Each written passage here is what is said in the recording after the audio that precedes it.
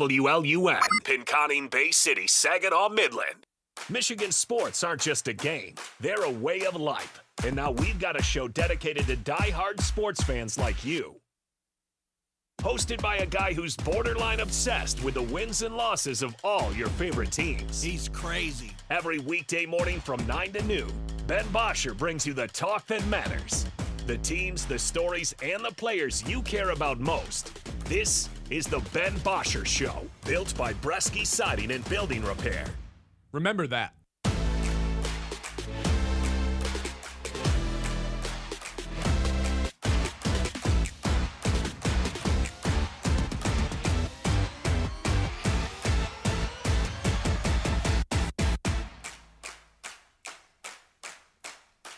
Hello, and let the madness begin. Welcome in, everybody.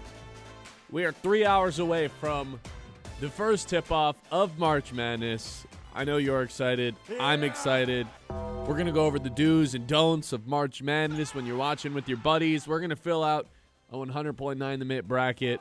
We're going to talk to Clayton Sayfie at 11 o'clock to preview Michigan's region. Because I said earlier this week I thought it was an unfavorable draw for the Wolverines. So much pushback on that, so we're going to bring on Clayton Sayfie from thewolverine.com to discuss that. Before we get into any of that, before we fill out our mid bracket, we're going to have some guests join us to do that. Whole squad going to be a part of that one. We got to tackle something because the 100.9 the mid, the Ben Bosscher Show is already causing some ruckus, ruffling some feathers here in March. Earlier this week, Yaxel Lindenberg said, I got offered $7 to $9 million to play for Kentucky.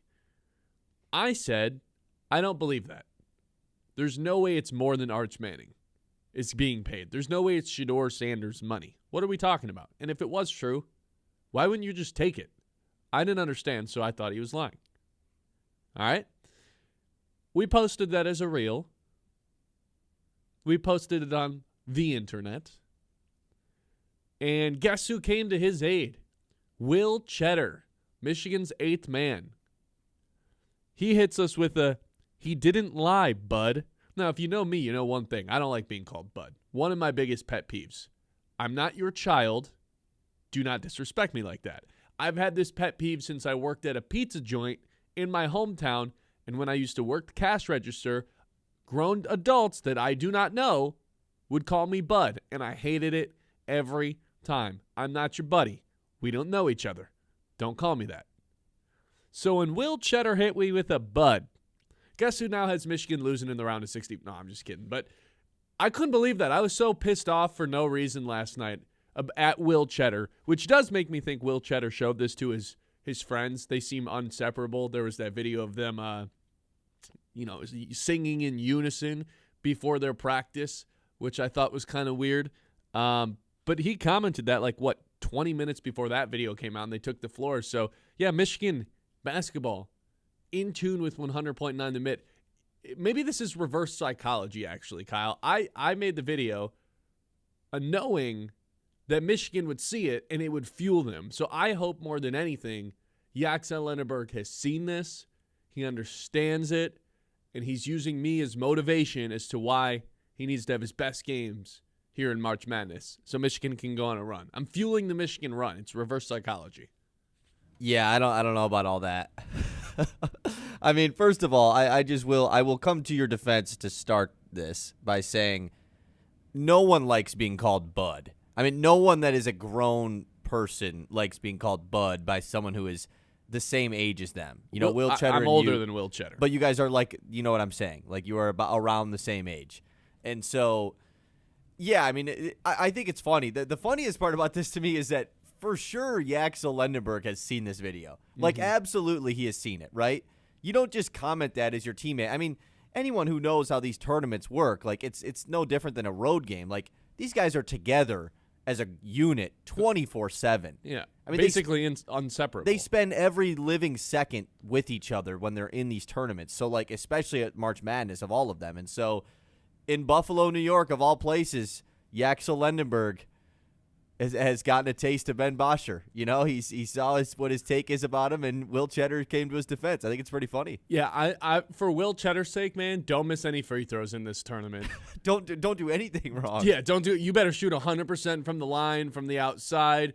Don't miss any layups. Will Tschetter, I'm not like warning you of anything. I'm just saying, you call me Bud. Let's make one thing clear. I'm keeping receipts on that, buddy. Okay, buddy. I did get irrationally upset. We are all aware. And really did think about, like, I think I did text this to you. Screw it. I'm rooting against them in round 64. Yeah. This is the great thing to do as a radio end. host. You know, let personal comments attack your sports decisions. Usually I don't, but when Will Tschetter, who's on the team, starts going at me, well, that makes me feel a little bit jaded towards that team. Because the ironic part about this is, I want Michigan to win the whole thing. I'm not going to shy away from that. I want Michigan State to go on an Elite Eight, Final Four run. All that stuff would be awesome for us in the show and for my rooting interests. But now it's like, well, no. Now I kind of hope Will Tschetter goes 0 for 5 and can't make a shot, and I get to expose him and call him Bud. Right back to his This face. has unlocked, though, a pretty good new bit here. Like, I for sure will be calling you Bud from time to time now. I don't love that. That's not my favorite thing. But it'll hear. be a bit, though. You know it will be a bit, so that's good. Yeah, I just thought when I saw that, I was like, first of all, no way. Second of all, Yaxel Lenneberg has definitely seen this. Third of all, shouldn't the Michigan basketball team just not be as worried about what people are saying online? The day before March Madness starts? Yeah, man. Like, right? you got to practice That's to get kind of to. that's the first thing that I thought of here was, like, of course, Will Chetter's the one to comment.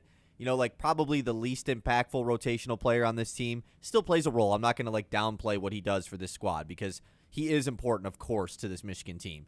But, yeah, that was my immediate thought. And my next thought was, okay, so he wasn't lying? So Yaxel Lenneberg turned down $9 million to come play for Michigan for 1/3 of the price? Like, are we the ones we should be making fun of here? You know, should we be pointing it right back at Yaxel? I don't know.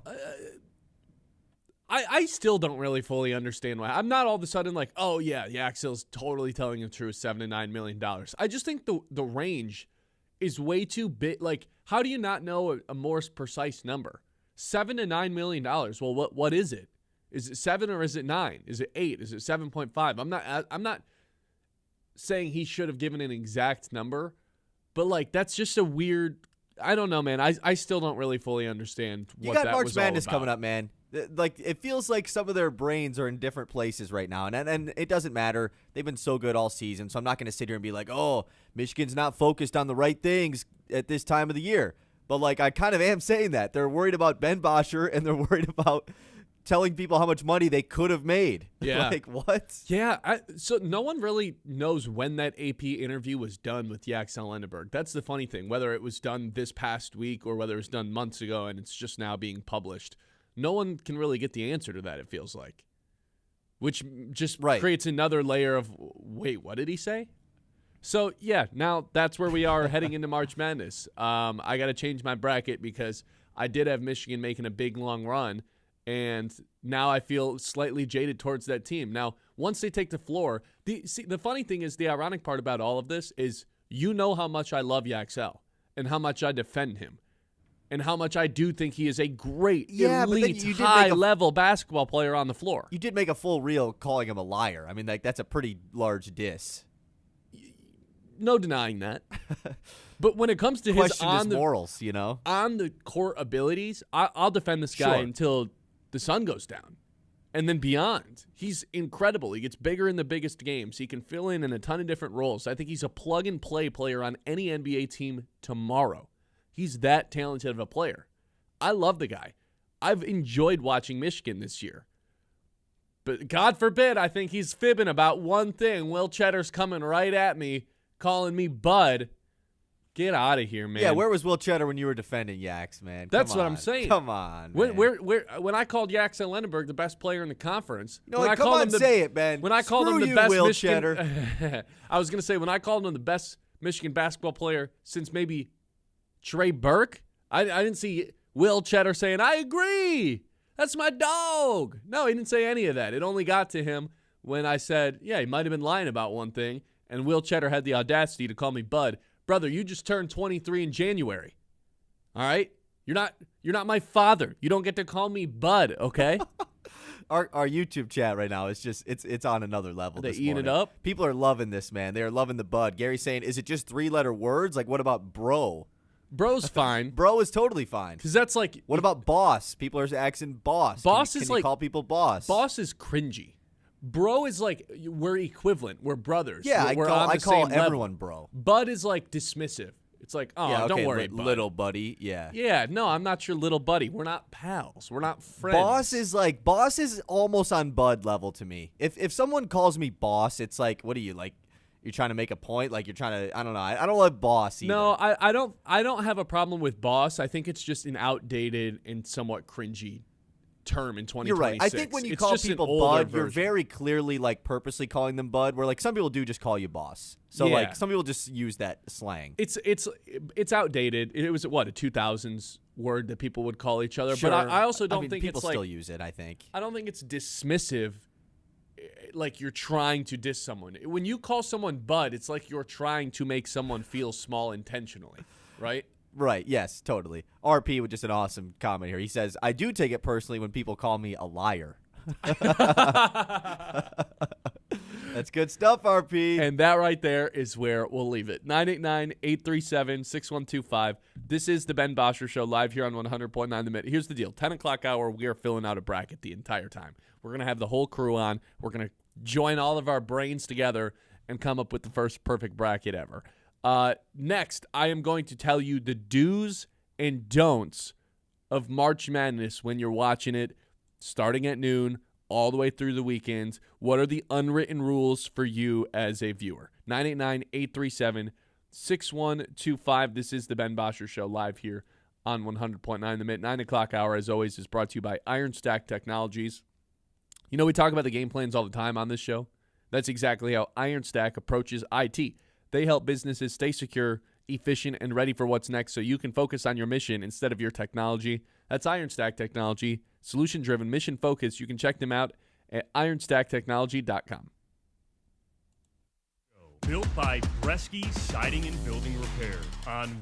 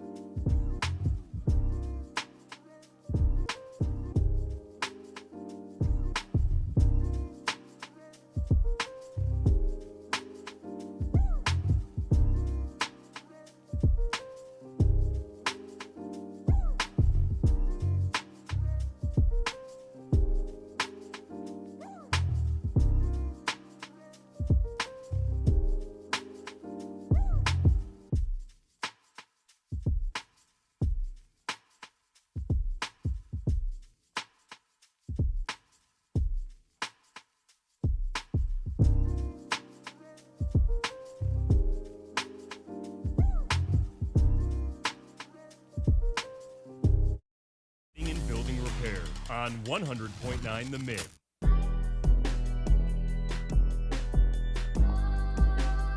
All right, let's go. Rock and roll. It is, Thursday. First day of March Madness. I've got the do's and don'ts for you when you're watching with all your friends. Or by yourself, or with coworkers, or whatever you want to do. I've got the rules for you. The unwritten rules of March Madness as a consumer. You ready? I don't know if I sent you these. I don't know if you looked at them. You can add any you want, Kyle. I couldn't look at them, actually. They didn't allow me to look at them, so I'm getting these raw reactions here. Okay. Do's and don'ts. Do tell everyone in the room who you have in a game. That's totally fine. That's acceptable. Whatever game's on, yeah, I got this team. Totally acceptable. Nothing wrong with sharing who you have in your bracket, okay? Agreed? Or does that get annoying? I think that's totally fine. I think that's fair. Don't talk about spreads and parlays. I don't care what the spreads are for these games, and I really don't care what your spread bet is in this March Madness game. Don't make it all about yourself, man. Don't make it all about yourself. We've got all of our brackets. Everyone's got a bracket. Not everyone's gambling on the games. So spreads, March Madness, they just don't go together as well as just filling out a bracket, I would say. Keep the spreads to yourself. You're putting one finger up like, hold on. Disagree. Hold on. Disagree. Okay. I think that it's actually all about the spreads. Like, I think March Madness is one of the most, like, it's an elite gambling event. So, like, it's because, of course, you already have the fact that you're paying money to get into a pool in your bracket or whatever. Mm-hmm. So that's in of itself. But, like, there's so many backdoor covers and everything that happen when it comes to, of course, like these underdog spreads. I mean, you look at this spread today, 30.5 points for Michigan and Howard. I like knowing that stuff. I'm fine with knowing it, but the reason I think it's a don't to announce that is a reason you just said of, like, there's so much money already being invested into playing in a pool. So I personally don't feel the need to gamble on these games, even though I like looking at the spreads. Right. And most of the time, unless you're one leg away from hitting a crazy parlay, I don't need to know what four-legger you've got going. Sure, right that's now. fine. That's fine because there's already enough that's in, like, weight that carries with the bracket or whatever. Yes. Can I drop a little bit of unfortunate breaking news that we just got? Yeah. I don't want to switch the topic, and we don't have to spend a lot of time on this. Shams Charania is reporting that Piston star Cade Cunningham has been diagnosed with a collapsed lung and is expected to miss an extended period of time. That is just coming in this morning. You've got to be kidding me. Brutal. How long is that? Extended period of time. But I mean, a collapsed lung. I mean, that's not. We know what that. I mean, that was a similar thing that happened. Or no, Asar Thompson was the blood clots. But yeah, this is brutal. That is like terrible. Sorry, I didn't want to change the topic, but that felt pretty necessary to report on. Oh no. So we talked about it yesterday. He's at 61 games played. Has to get to 65 to reach, postseason award territory. But I mean, this could extend into. How the hell does he have a collapse? How does that happen in a basketball game? Is that something that, like, you can physically take a bump from and then it happens? Or does that just randomly happen? It has to be, right? I mean, because it happened on that play where he dives on the floor after a loose ball. Oh, man. Based on Google AI. Right. Usually 1 to 2 weeks to heal, though full recovery can take several weeks to several months, depending on the severity of it. This could be really bad.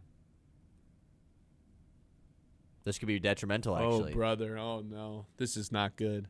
Yeah, don'ts of March Madness. Don't have your star player injury news come in the day that's supposed to be so awesome. I was a little worried about back spasms. Never once did it cross my mind. I mean, that's what it was. It was reported as back spasms, Like that. Well, that's probably what they thought it was. Right. When you have a collapsed lung, I feel like usually you don't really know what that is if you're the player. It's Dude, like, this day is supposed to be awesome, and now it's just like. They'll get swept in a playoff series if they don't have them. Of course they will. He's not going to make first team All NBA. That's what I'm just saying. Like, he's 4 games short. Now he can only miss 4 more. He's only like he needs to play 4 more. Oh my God, he's going to miss 61. first team All NBA. Like, is he going to play another game in the regular season? I don't know. There's 19 games to go. They're not going to be the 1 seed. He's not going to make first team All NBA. they're going to get swept in a playoff series if he doesn't come back ASAP. ASAP. You know how many players in Pistons history have made first-team All-NBA? 3. He'd be the 4th ever. You know how many players have finished top 3 in MVP? I actually don't know the answer to that. I would assume only 2. Grant Hill and Isaiah. Oh, come on, man. This is supposed to be a good day. Cade can't be out.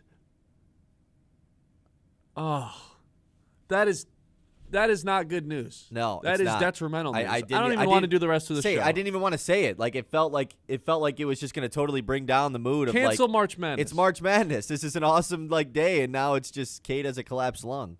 Cancel it. Cancel the tournament. Get well soon, Cade. That is really tough to hear. What does the recovery process of that even look like? How do you rehab coming back from that? Hey, take 4 deep breaths today. Tomorrow you're going to work your way up to 6. How do people rehab back from a collapsed lung? What does the rehab process look like? I couldn't tell you.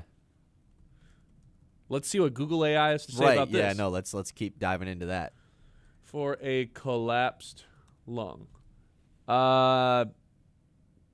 Resting to allow the lung to re-expand, usually over 1 to 2 weeks, followed by gradual activity resumption. So you're genuine, dude. He's just like bedridden for 2 weeks. It sounds like just chilling. You can't do Probably anything. no hoops. That is just the worst type of injury. Because at least if you have an ankle injury, you can like shoot free throws, rehab it, and try to work your way back. You can still lift and stuff. Like I'm assuming just the exercise is to a complete minimum, right? These guys are professional athletes. If you keep them in bed all day, or not necessarily in bed, but basically just chilling, tell them yeah. you can't raise your heart rate up or breathe heavy, that is like a prison cell for these guys.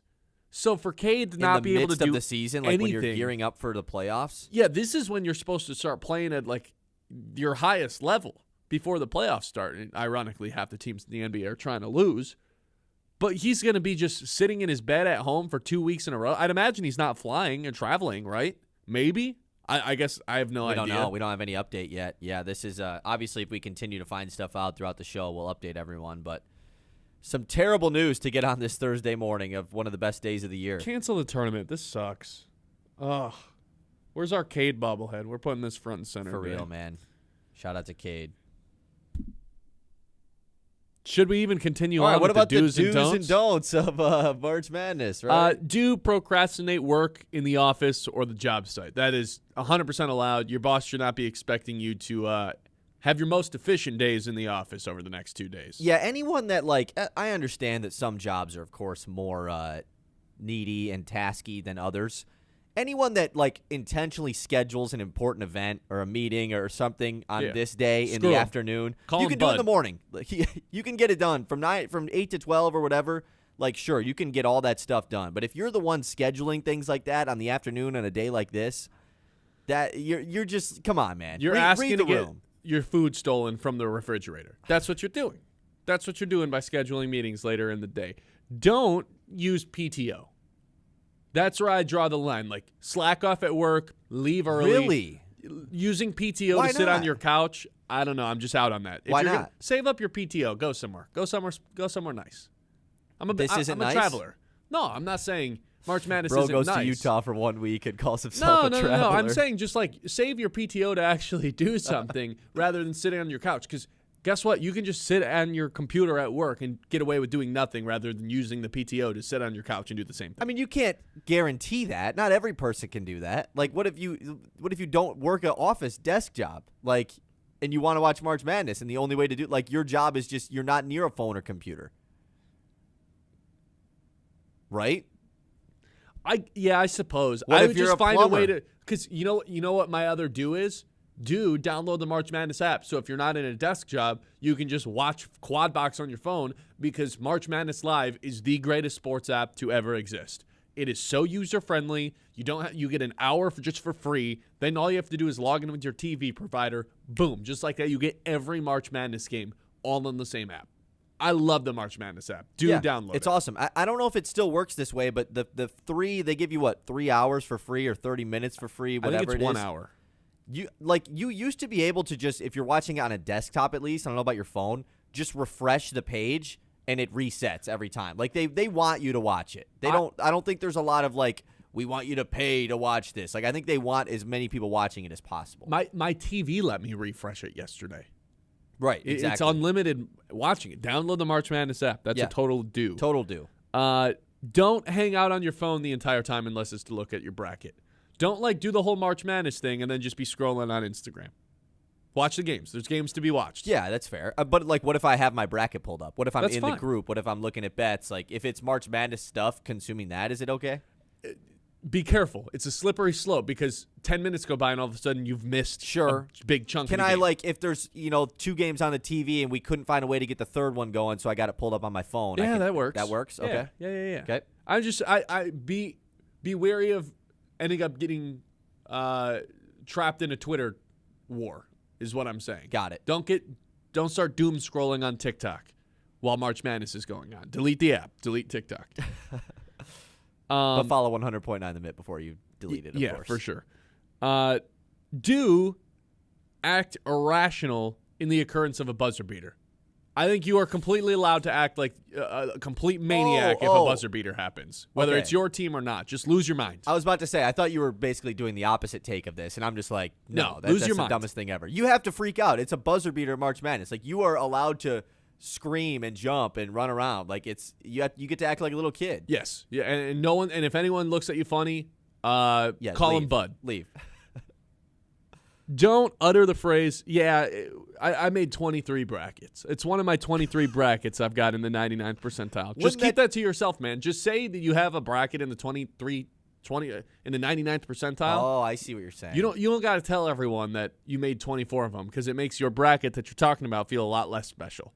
But don't get caught in a situation where you just keep saying one bracket's doing good and another bracket, and then everyone's like, wait, how many brackets does this guy have?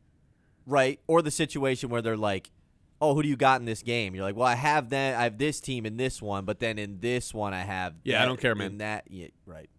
I'm just I'm telling you guys right now, if you're doing that, you're gonna lose people. Just tell them who you have in your main bracket, and you don't have to explain that you have multiple brackets. Right. Calm down, bud. Do announce if your bracket is still perfect. You've earned it. Ride that How? out. Okay, I don't know though. Like, how far in are you allowed to do that? 2 games in, being like, I have a perfect bracket. 100%. Really? You can do it until you lose. 1 game in, you think I'm not saying I've got the perfect bracket?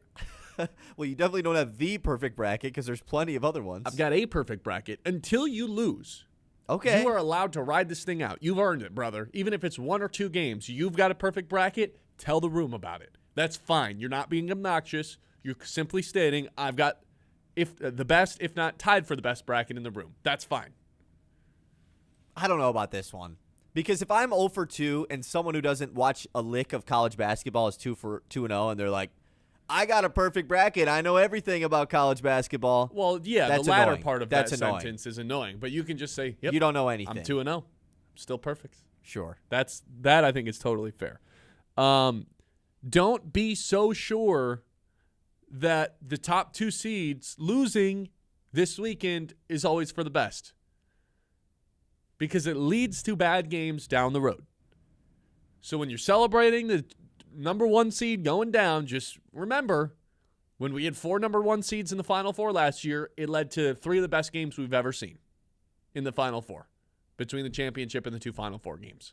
Just have that in the back of your head. Go crazy. Anti-upset, Ben Bosscher? I am a little anti-upset. See, we do kind of share a similar mindset on this, though. Like, the upsets are cool for about 20 minutes. And then you realize, oh, shoot, Penn is playing in the Sweet 16 against Houston. Yeah. I don't think that's the right quad, but, like, you know what I'm saying? Like, No, I think it is. Yeah, like, like it's they're cool. And I don't want to be anti-upset because they're awesome. And that's the one thing that I said. Like, I'll throw my bracket out the window the second that some crazy upset is happening because it's awesome to witness. I'll do it. I'm anti-upset. I don't like him. I think if Duke were It's to too lose far. today, that would be tragic for the rest of the tournament. People would freak out today, but then Not you me, don't.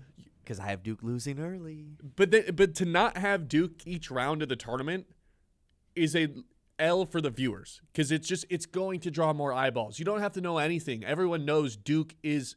I mean, they grab your attention no matter who's on the team. So when they go down early, it results in worse later stages. So I'm just saying, don't be so sure that the upsets are always a good thing. Here's the last thing I have for you. Do believe that you can... We're going to get copyrighted. Do believe you can be the first person in March Madness history to go perfect. Believe that. You're going to go perfect. It's going to happen at some point. 1 in 9 quintillion. It's got to happen at some point. This is the Ben Bosscher Show live here on 100.9 The Mitt. Brought to you by Bresky Siding and Building Repair. Protect your home with Bresky Siding and Building Repair, the experts who do the job right the first time. Whether you have a leaky roof, storm damage, siding looking a little tired, Bresky's got you covered. Locally owned, trusted, and dedicated to keeping Midland area homes safe and looking sharp. Quality materials, skilled craftsmanship, and service that puts your family first. Don't wait for the next storm. Call Bresky Siding and Building Repair today and keep your home strong for years to come. The Ben Bosscher Show, built by Bresky Siding and Building.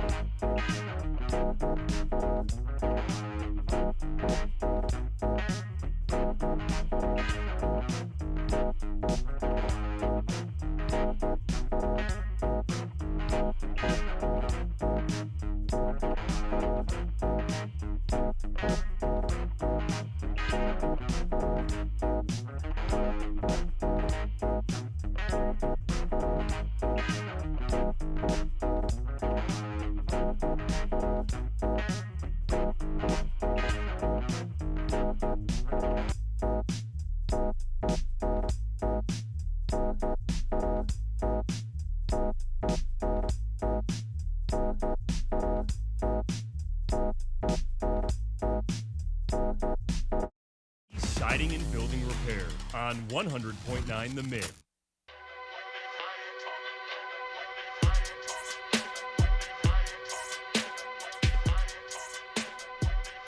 Okay, welcome back in.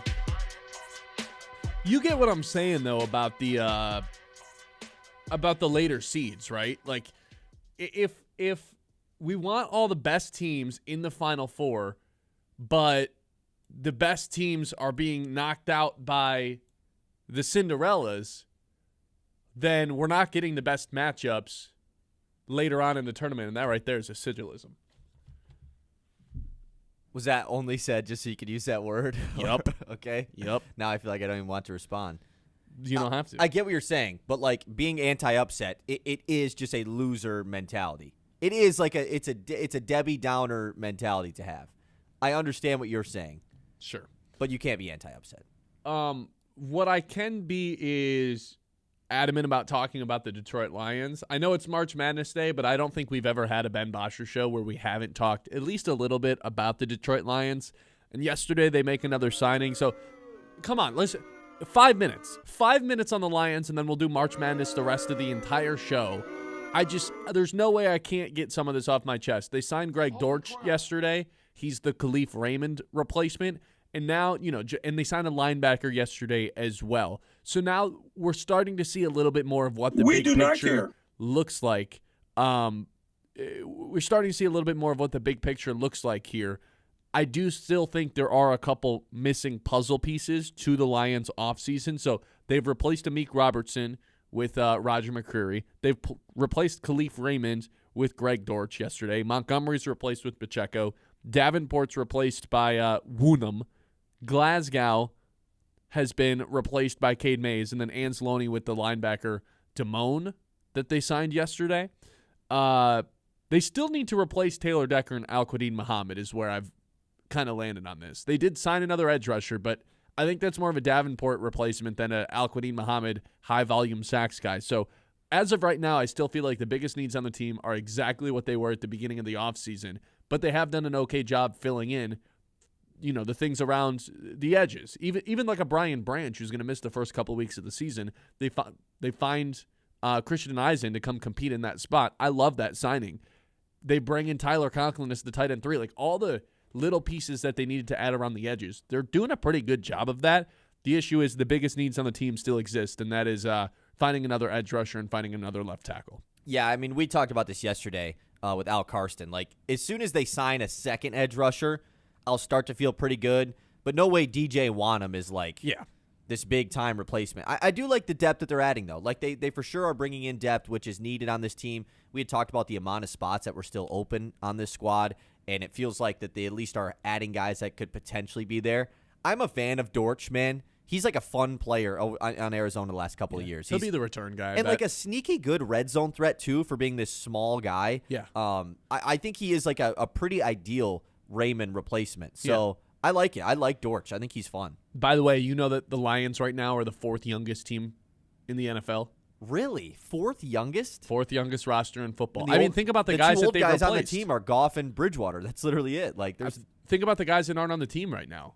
That were on the Montgomery, Decker, Amik, Anzalone. These were the older guys at Davenport. They got rid of all of them. Glasgow, and they replaced them with a lot of younger players. Yeah, there's no old dudes on this team. There's no like mid-30-year-old guys. Goff and Bridges. It's just Goff and Bridgewater. That's crazy to think about. The only other so it's edge rusher and linebacker, or I'm sorry, edge rusher and left tackle. I'm not exactly sure what to make of the linebacker room right now because I think it's kind of unclear on how they're going to use linebackers this upcoming season. I hope it's not as many 3 linebacker sets. It's got to be different, right? Just with the personnel that they have, you would assume. Because they bring in Damone yesterday as an Anzalone replacement, but I struggle to, like I say that with air quotes, I struggle to say it's a 1-for-1 replacement because I don't really know how they're going to use the linebackers next season. So it's left tackle, it's edge rusher, and then we're not quite sure what to make of the linebacker room, I would say. Maybe they add another guy in the draft. Maybe they don't. I don't think it's a pressing need, but, I mean, if you've got all those day 3 picks that the Lions have in the 5th and 6th round, I would imagine there's a linebacker being drafted at some point. So that's where I'm at with the Lions offseason. That's it for the Lions. We got to get a trip around the league in when we come back way earlier in the show than normal. So we're going to do that when we come back. And then it's March Madness brackets the rest of the way, starting at 10 o'clock, whole crew's coming on. We're going to fill out a bracket, put all of our brains together, and hopefully have the first perfect one. One in Cotillion. Like I said. Should we play Fiend again? No, but like I said, you're allowed to believe that you can go perfect because I think at some point it's got to happen, even though deep down I know it'll never happen. This is the Ben Bosscher Show live here on 100.9 The Mitt. We'll take a trip around the league when we come back, thanks to our friends over at Aird Insurance. But if you've got boring floors and a sad shower right now, Premier Tile and Stone is here to rescue your surfaces from the snooze zone. These folks, they turn tile into art. I'm talking about kitchens, bathrooms, backsplashes, fireplaces. If it holds still, they'll tile it beautifully. Premier Tile and Stone, where your floors get fabulous and grout gets glorious. The Ben Bosscher Show, built by Bresky Siding and Building Repair on 100.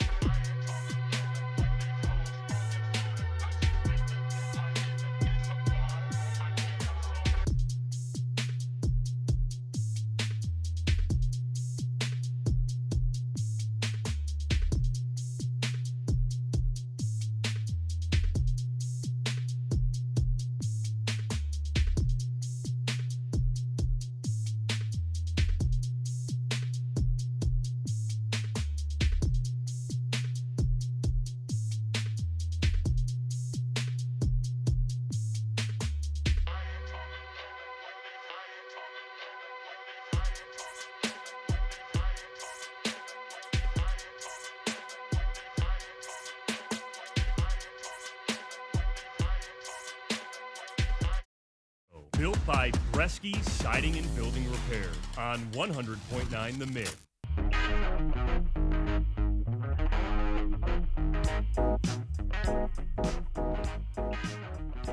All right, we got to get it in. We're doing it way earlier than normal. Let's take a trip around the league.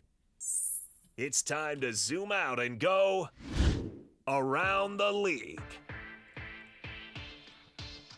Around the League, as always, is presented by our friends over at Aired Insurance. They understand not everyone's insurance needs are the same. They want to work personally with you to create something best suited for your needs, whether it's life, home, auto, physical insurance.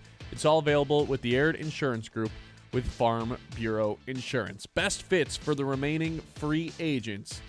Kyle, the Lions are on here with none other than edge rusher Joey Bosa. Really? That is the best fit for Joey Bosa, according to NFL.com. Yeah, I mean, if he's not going to go back to Buffalo. Which he's not, because they signed Bradley Chubb. It makes sense for him. You know, like the fit, it just makes sense to go be the vet edge rusher next to a guy who is already pretty established in this league. Yeah. Not I a think lot of his pressure. play has fallen off pretty dramatically the last couple of years. I mean, yeah, his play fell off hard at the end of his LA days because he couldn't stay healthy. I thought he was fine last year for the Bills, but I think the situation makes sense for him. There wouldn't be a ton of pressure, right, for him to come in and just dominate for the Lions, be the star edge rusher. There would be pressure to keep him healthy since the Lions have dealt with Marcus Davenport for the last 2 seasons, which is why I would much rather go find Cam Jordan and bring him in than Joey Bosa. Yeah, I like Jordan. We talked about this. You talked about this at the trade deadline last year. Like, that was a guy that you wanted the Lions to go after. So I'm a fan of bringing Cam Jordan in, especially because it's more than likely going to be his final year in the NFL. So there's no, like, commitment to anything at all. I like the Cam Jordan signing, but, like, if they sign Joey Bosa, I'm not going to sit here and be like, oh, darn it. Like, I think it'd be sweet. Kirk Cousins, where do you think he's going? Where do you think his best fit is? Who needs a solid quarterback, a backup? I would have said Kansas City prior to the Justin Fields thing. I thought that one made a ton of sense. Who might need one for the first couple Right. weeks until someone's That's exactly ready? what I was thinking. Like, who, and I don't know who's going to draft one.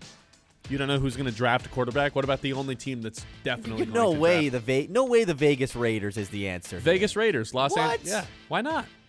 Mendoza's going to start. I mean, Mendoza's going to start right away. Maybe sure, to but be is his Kirk backup, not, I guess. Is Kirk not like the most ideal person to Sure. have in your locker room if you're Sure. a rookie quarterback? Kenny Pickett already left him, so he's not the backup there anymore. Yeah, I mean, I guess I don't mind it to be the backup, right? He's a good locker room guy, like you said. Good vet to have. I don't mind it, actually, yeah. How about a pair of receivers, Stephon Diggs and Deebo Samuel? Debo's a tough one just because when you have Debo on your team, you kind of have to build the offense for him, and he's obviously not some star player that the offense is built for. But I like thought he was pretty good last year. He was, but that was with Terry McLaurin being out a lot, so it's like, okay, now we can figure out this offense, and Jaden Daniels being out, so it's like we have no other option but to cater our offense towards Deebo Samuel. For Diggs, I mean, I think it's just as simple as like finding a spot where a team needs a veteran receiver added into that group. Pittsburgh would have been my answer absolutely for Diggs prior to the Michael Pittman signing. I thought that made a ton of sense. Who do they have for him? For Diggs, they've got the Ravens. And for Deebo Samuel, they've got the Panthers. Okay, I could see the Panthers for Deebo Samuel, right? Had Curtis Samuel for a while always play that role, which was kind of funny. But I think this would be a terrible idea to send Diggs to Baltimore. was just going to say that. The Ravens are just classic every year. Let's go sign some washed up vet receiver that doesn't really work out. Right? I mean, it happens time and time again. I mean, they still have Hopkins on their team. Somehow Hopkins Nuke Hopkins still is still playing football. Yeah. Wow. Yeah, I mean, Diggs to the Ravens is just, it makes a ton of sense because it's what they always do. So I guess I understand it. There's another Lion that popped up. You know who's still a free agent? Someone who was on the team 2 Taylor years Decker. ago. Oh. Close. Kevin Zeitler? Kevin Zeitler's still a free agent. Ooh. Sign him to a 1-year deal, have him play left guard. I'm all in on that. Now, I will say, I'll just come straight out and say, like, I wasn't very tapped in with the Tennessee Titans offensive lineman last year. So I'm not 100% sure, if he was still at the top of his game. And you'd be moving him to left guard rather than right guard where he was at in Detroit, which I mean is a move. I would be awesome. I mean, this would be great, right? We're not going to complain about this one at all. No, I think this would be an awesome move. I He's think super old, right? He's 36. I don't think it costs that much. No. and I think he can still play. Should have never let him go. I agree. I'm totally with you. Yeah. Aaron Rodgers, there's really only one answer. It's the only team that still doesn't have a quarterback. Pittsburgh. And that's it. That's it for around the league. Unless you want to do Trevon Diggs. Who do they got for him? Miami. They're just like, yeah, go rot in Miami. Yeah, well, I guess, yeah, go for it. All right, that's going to do it. By the way, though, since we're on the topic of football, did you see what the Browns proposed as a rule change yesterday?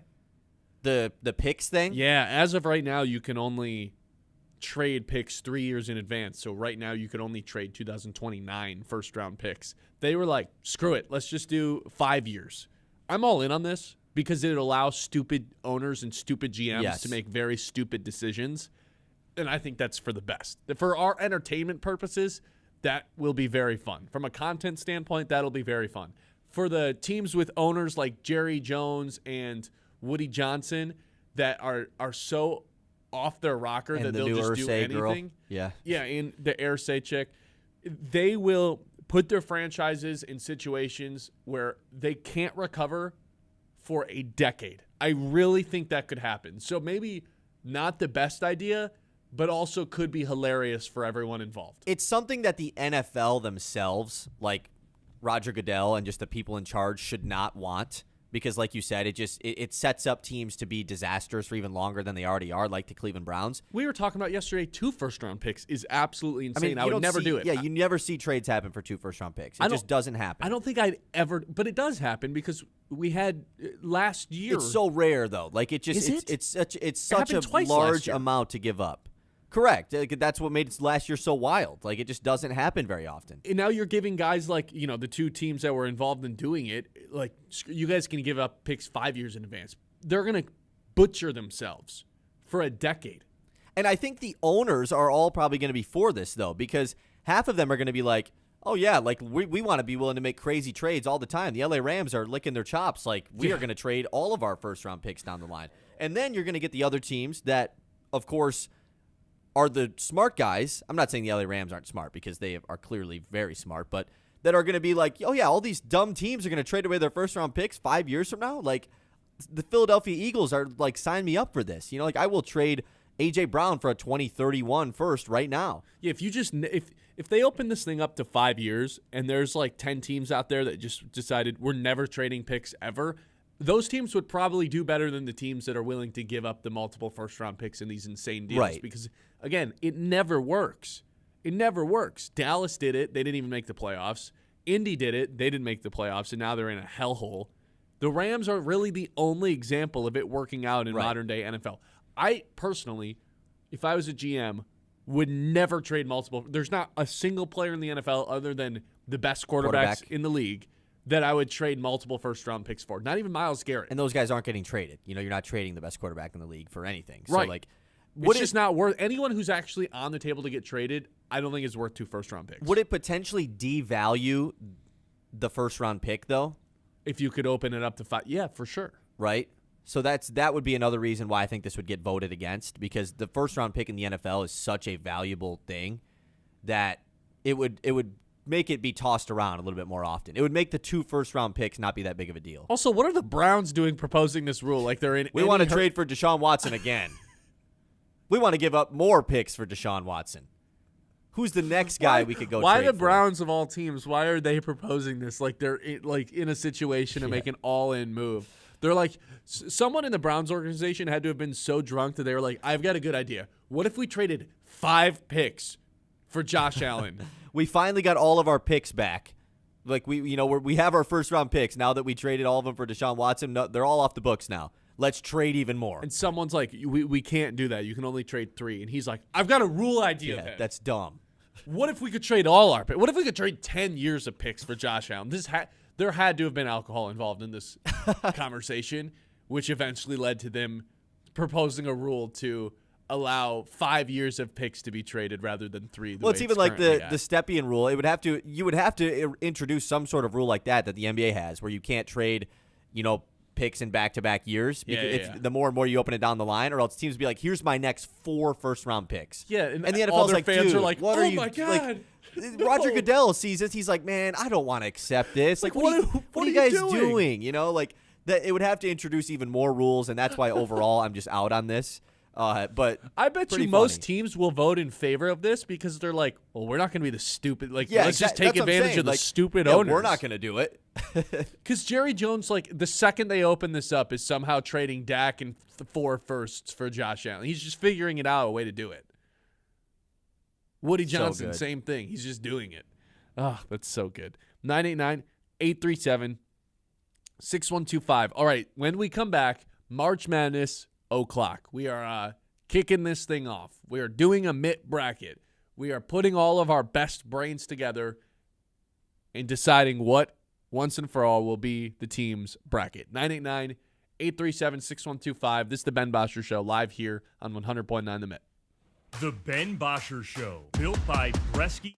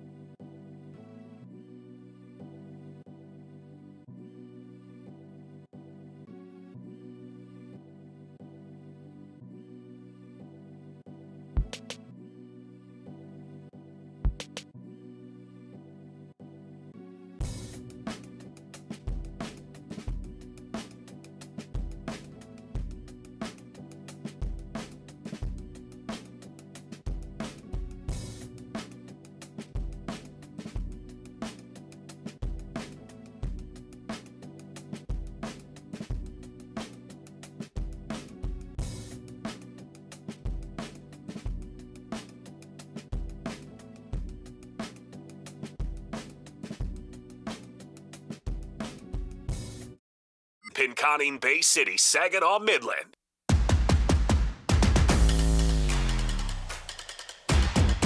All right, welcome in, everybody. This is Bracket O'Clock here on the Ben Bosscher Show. We've got all of our best minds being put together. Kyle's here as always. John's joining us. Sarah's going to be here in just a minute to be our conciliere. But here's the thing. Our what? Our conciliere. It's not the word. What's the word? Conciliary. Conciliary. Yeah, that's what Sarah's going to. Here's the thing, guys. Yeah. What Sarah says goes. She has final say. That's what I've decided on this. That's not usually a good idea, but all right. And she's not even on the. She decided she needed to make coffee first before she. Smart. She joined. Well, Yeah, she's I mean, barely it is awake smart. looking at her, so that makes sense. All right, we ready? I want to start things out in the. Let's see, what region do we want to? I mean, we're not starting in order of games. No, we're not starting in. How do you fill out a bracket? I mean, the first one that people want to know is the one that's at 12:15. No, we got to do this in order of the regions. We got to go one region at a time. All right. We'll do region at a time. Let's start with the East region, and we'll start at the very top of the bracket because this is the way it's set up on their Tournament Challenge app. So, East region. Before we start with the games, let's go over a couple rules. It's not even rules, just bullet points that I wrote down. 36 of the last 39 tournaments, a 12 seed has defeated a 5 seed. We got to have at least one, guys. We got to have at least one. 112 over 5. And we've got to have at least one double-digit seed making the Sweet 16 because 38 of the last 40 tournaments, we've had a double-digit seed make the Sweet 16. Mm-hmm. The stats don't lie. Okay. Yeah, they don't. I thought someone was going to jump in. So I was just getting out my physical bracket here that someone so kindly gifted us. Yeah. I think it was our guy Maddy.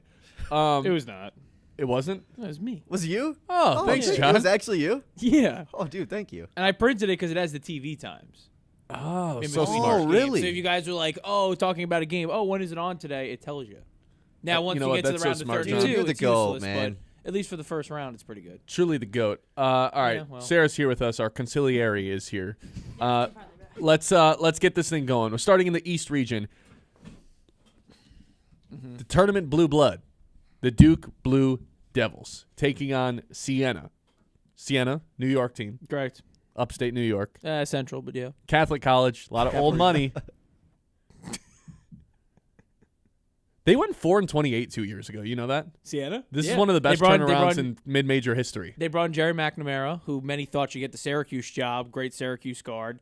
He went to Siena and built a winner immediately. Jerry McNamara is their coach? Correct. That's awesome. Yeah. Give me Duke. Yeah, I was gonna say they're also 4-6 all time in March Madness if anybody cares. But yeah, give me Duke in a blowout. Any pushback on Duke? No. Okay, well I'll No take pushback Duke. from Sarah. This is the first game to actually start out everything. Yep. Ohio State TCU, a pretty fun game. I think it's like a 2.5 point spread. Ohio State coming into this one with 4 wins to close the season until the Big Ten regular season or the Big Ten tournament lost. But they're 4-10 versus tournament teams, so there is a little bit of fraudulent to them with the schedule that they played. The thing is, TCU is not all that much better, 4-6 versus tournament teams, but they do have wins over Iowa State and Florida, which I feel like should not go unnoticed. 2 of the 1 seed and a 2 seed. I'm taking TCU for that reason. Really? Kyle, Yeah. who you got? I mean, Bruce Thornton and Ohio State have been playing some pretty elite ball. They gave Michigan a run for their money. They gave Michigan a Correct. run for the money. TCU's also been playing good. Like, this is a pretty awesome first game of the tournament to have. I mean, I would like to rock with Ohio State. That's just me. Where were you at? I put Ohio State in my bracket. But that's just because I've seen them. I didn't know TCU had those wins over Iowa State and Florida, to be honest with you. Well, does that change your mind? Kind of. Do you want to go? It gets me TCU? swaying it. Yeah, I mean, if I'm like the determining one, I could easily sway it. Okay, Sarah. Final Yeah. say. It's Ohio State. Okay. Wow, so Yep. that's 2-2. But I'm we're going with my Ohio gut, State. and John never has good judgment. So Well, it's Ohio State in my bracket. Yeah, well, so, you know. I By knew the way, I knew I was gonna fight John. that when I came on the show, I literally said, "Me and John are going to fight." It's the first thing she said to me when I Yeah. came into work today. Because he's She said, "I'm gonna talking fight crap John about me. today." I'm not even sitting here. Yeah, because you weren't sitting. Yeah. That's why we were talking Right, crap. right. By the way, Kyle. She looks like she needs coffee. That's what you said. So rude. And you went and got it. Kyle, how about the fighting Nathan Arbaugh against the fighting Jackson Bickers? Ohio State TCU. Right. Our audience is like, what's going on? Everyone understands that one, yes. Next game in the East. We're so. I have this scheduled out for an hour. This is going to take the rest of the show. This is going to be awesome. St. Johnny's Yeah. in action against Northern Iowa. John, I've got some stats for you that I'm sure you're aware of, but I feel like I need to share with our audience. Patino, 3 straight round of 64 losses, and you can even include his Louisville days, hasn't made it out of opening weekend in over a decade. 2015, the last time they made it out of opening weekend. He doesn't have 3 straight round of 64. It's round of 32 losses. They beat their first opponent last year. And then Did I lost went that to- down wrong? Correct. Yeah. Yeah. And they then lost to in the 32 round of Cal Party's Arkansas. Yeah, exactly. Never mind. I'll shut up. then. I'll say this. I understand having a 12 over a 5 in our bracket. If any of you pick Northern Iowa, we're no longer friends. So Oh. it's the only pick I feel that way. I kind of do feel like this game's going to be closer than you're making it out to be. UNI's got the number 1 opponent points per game in the nation at I'm 61 sure they're great. points. Again, if you choose a Northern good Iowa, defense. we're no longer friends. They so. slow down the game a lot. Only if we choose Northern Iowa here. Is that the Correct. qualifier I'm for willing. this? Like the bracket's stacked. I'm not saying you have to have St. John's in your Final Four, but Because I for sure picked Northern Iowa in my yeah, you're a bad guy. personal bracket. Yeah. Hey, do you know Kyle, you'll know this. How many teams are like qualified in D1? 365. Okay. Northern Iowa is 363rd in pace. They're slowing this game down and bogging it down. I genuinely think this one's going to be close. Okay. But I don't want to not be friends with John anymore, Yeah. so I guess I'll go with the Johnnies. Well, what does Sarah think? I said St. John's. Okay. Yeah. But I kind of want to go opposite if. We'll have to we again. don't want to ruin John's I know. friendship Well, that's with what us. I know. Yeah. I said. That's what I said. That's why I chose I'm them. fine with another 12. I chose over mine 5. off of gut feeling and personal interest. So Well, and also And that's why you're here. that's correct. we have to remember the Rizzler picked St. John's to win the whole thing. Darn right he So did. that plays here. Darn right he did. All right, Great Kansas bracket. and CA Baptist. I believe it's CA Baptist's first tournament appearance ever, and then versus the consensus Blue Blood. Yeah, I'll take Kansas here. Yeah. Cal Baptist, good baseball school, but I'll go with the basketball school. Cal Baptist has this little 5'10" guard that's like got a crazy highlight reel type of guy. That's cute. Probably gonna. Okay, that was rude. Yeah. That was Come rude. on, Cal's Darren making Peterson's a going to point. put his nuts on his face. Oh. He's I going mean, to that dunk just on him. seems like a odd thing to say. Why? He's going to dunk on him. They have a 5'10" guy. That guy's getting decimated He's like one by of their Bill best Self. guys. Poor little guy. No, on defense, this Poor guy's getting little cooked. guy. Show. I didn't say poor little Nothing guy. wrong with being 5'10", okay, or 5'9". Thank you. Sure, we'll go with Kansas. All right, a little bit more intriguing one here. Louisville at Florida. Kyle, what do you got on this one? Because this is scouting MSU next opponent if MSU survives. Well, the big news here with this matchup is that Louisville's best player, Mikael Brown Jr., he's one of the best freshmen in the country, projected to be a top 10 pick in the draft, I don't think he's been officially ruled out. He has. Okay, he has been officially ruled out. Yeah. That's big news. The Louisville is like they're a fine team. They also have one of these G League guys, so I'm big on the karma stuff for all these G League guys that have returned to college. What about karma on people who call other people bud on social media? No, I think I don't really know about that. Okay. Yet we're gonna find out about that one. But in South Florida, I mean, of course, you know South Florida because it's Yaxel Lendenberg's old squad. So I'm rooting for them because if they improved after Yaxel Lendenberg left their team, that's a win in my brain. So that's why I'm willing to go with South Florida here. Didn't he transfer over from UAB? Oh, he is UAB. You're right. I was I'm like, what are you getting all talking the. I about? mean, they're both green schools. You're right. Yeah. Now I just feel like an idiot. Louisville 3-2 since Mikael Brown has been out, but their scoring is way down. They haven't beat anyone of value. You got anything on this one? I have South Florida. Oh, I have Louisville. Ooh. I have Louisville as well. I've got Louisville as well. So we're Actually, no, I take that back. I do have South Florida. What did you have, Kyle? Did you ever make a pick? I have USF. Okay, then What did that's the Sarah consensus. have though? USF, right? Yeah. Nope, I have Louisville. Yeah. If she's the It's one. what I say goes. Even if we're outnumbered 3-1. Right. Who made this rule, by the way? I don't Some know, but woman, I like think. it. Well, but Sarah, you have to acknowledge too, like No, go for it. Like, No, go ahead and explain we're it to not me. just doing your bracket in this. You get the final say in anything because I feel like every pool I'm ever in, the person, no offense, the person who knows the least Yeah, ends up winning. And no offense, but that's why you're here. that's correct. I win March Madness pools almost every year. Okay, that that's makes got to be a sense. stretch. Yeah, Almost every year almost you every win? year because I go with my gut. I look at the two teams and I'm like, this is a gut feeling. And I respect that. Yeah. So you really want I'm Louisville. usually even though- right. But did we convince you their best player being out? Like, this is us kind of pleading. No, Their I'm best pretty. player is out. You can't really convince me either way. Okay. I don't really. It's like what I have is what I have. You can't convince me either way. So we're just going to end up with your bracket then. I mean, it's what I says goes, right? What I say You're goes. you're taking advantage of the rule. We'll go with Louisville. Michigan State, North Dakota. North Dakota plays 4 guards. Really small team. This is another one of those situations where I think Cohen Carr is kind of just dunking on everybody. That'll be fun. I've got Michigan State. Yeah, I mean, similar to John here. If anyone picks North Dakota State, you're just wrong.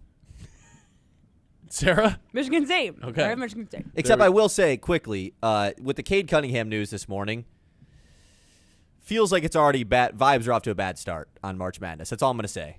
That's all I'm going to say. We haven't picked an upset yet. Did all three of us pick South Florida? The three. I did. Yeah. Louisville was the pick we made. Yeah, I know. Correct. We're Okay. I just wanted to make sure. We might have an upset here, though. We haven't picked one upset. What are we doing? We're a Sarah, bunch of losers. still no. Right. You don't want to change your mind about Louisville? I've already wrote it down No. in pen. So Okay. UCLA, UCF. UCLA, Mick Cronin, 5 appearances in 7 years at UCLA, 7 seed, 7 seed, 2 seed, 4 seed, 11 seed, has never lost in the first round. I'm going with UCLA. By the way, their point guard Dent, 7.6 assists per game. yeah, he's pretty awesome. Last time a UCLA player did that. Ooh. Russell Westbrook. Lonzo Ball. That was probably a First better team guess. All-American? I thought Westbrook was a good guy. Yeah. Wait, so he's never lost in the round of 64? Never. Well, not with UCLA. Correct. He's been there for quite some time now. And it's not like he's always like this super high seed. 11 seeds, Right. 7 seeds. Yeah, I'm going with UCLA here. I'll rock with UCLA. I also don't really know why UCF is in the tournament, to be honest. They went 9-9 in the Big 12. And they It's just the Big 12. I guess. It's just not a good resume. Yeah, I would have put it in the third MAC team, honestly. I'm going UCLA. Genius. Kyle? Sarah? I'll go UCLA. Yeah, we're all going to have UCLA, but I have UCLA. Okay, you got to work with us a little bit here. I will. I'll go with UCLA. That works for me. Okay. Yeah, I'm convinced. and then we're not going to have any upsets in this region. And you guys seemed pretty. Yeah. What are you At least talking in the about? round of 64. By the way, just programming wise, do we want to do a region break? Or Yeah, we just that's go, what we're going to do. Okay. All right, That's what we're going to do. Very smart. UConn, Furman. I've got nothing to say about Furman, to be quite honest. Cool name. Give me UConn. Played 2. Actually, I do have one thing about Furman. They played 2 teams in Ken Palm's top 100, and they lost by 26 to High Point and 16 to Northern Illinois. Give me UConn in a blowout. UConn. UConn? Yep. Okay. All right, there we go. Perfect timing. We're making great timing. All right, we'll do the South region next. This is the Ben Bosscher Show live here on 100.9. The Mitt, already told you, show is brought to you by Bresky Siding and Building Repair. It's still cold in Michigan for some reason. I wish it was warm. It's not. The last thing you want during March Madness is for your furnace to quit on you when it's freezing outside. That's where Answer Heating and Cooling comes in. They get your furnace running efficiently so you can stay home and stay warm. And you don't end up wearing all these sweaters and mittens and jackets just to watch March Madness inside your home. That doesn't sound fun. Fast, professional, and reliable. That's Answer Heating and Cooling, keeping Midland homes cozy all winter long. The Ben Bosscher Show, built by Bresky Siding and Building.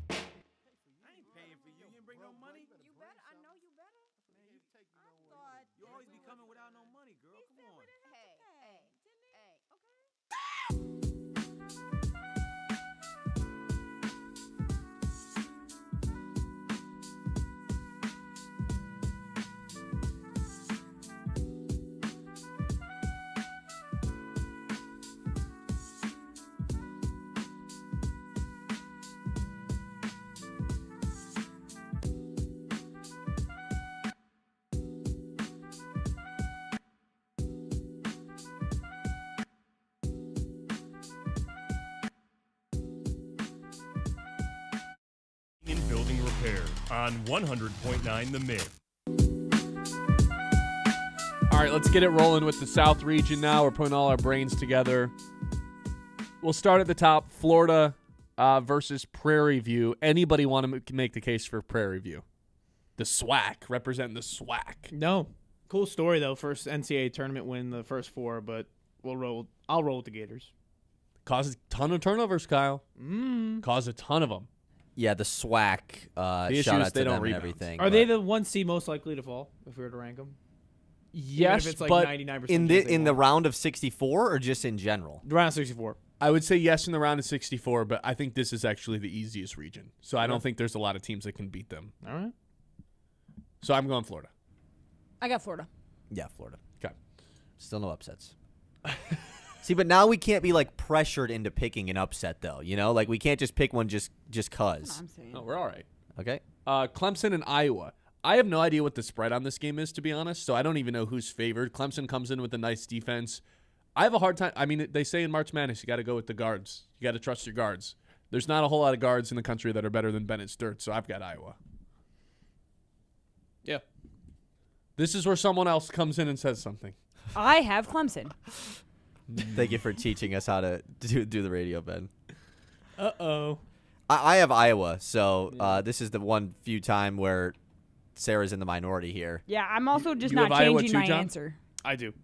You're not changing Okay. your answer. What All is right. that supposed to I mean? think We didn't it's do a good different. enough Because I job changed my convincing answer her. with UCLA and UCF. I had UCF. You guys said UCLA. So I said that's fine. Iowa's This one, I'm 2.5 going with point Clemson. favorites, by the way. Okay, so we're going. Okay, we're going with Clemson then. Wait, I thought we were going with Iowa. We didn't convince you at all. No. I think if it's a 3v1, she does not get the final say, right? No. I mean, the rules are the rules. Final She say. gets The the rules are final the say, rules. but I think she. We kicked it off with the rules, Kyle. Were you listening? The rules are she gets to decide, but I feel like we need to do a better job of pressuring her if it is 3-on-1. That it can't just be a carbon copy. Okay, of what your colors are cooler? Purple and orange or black and yellow?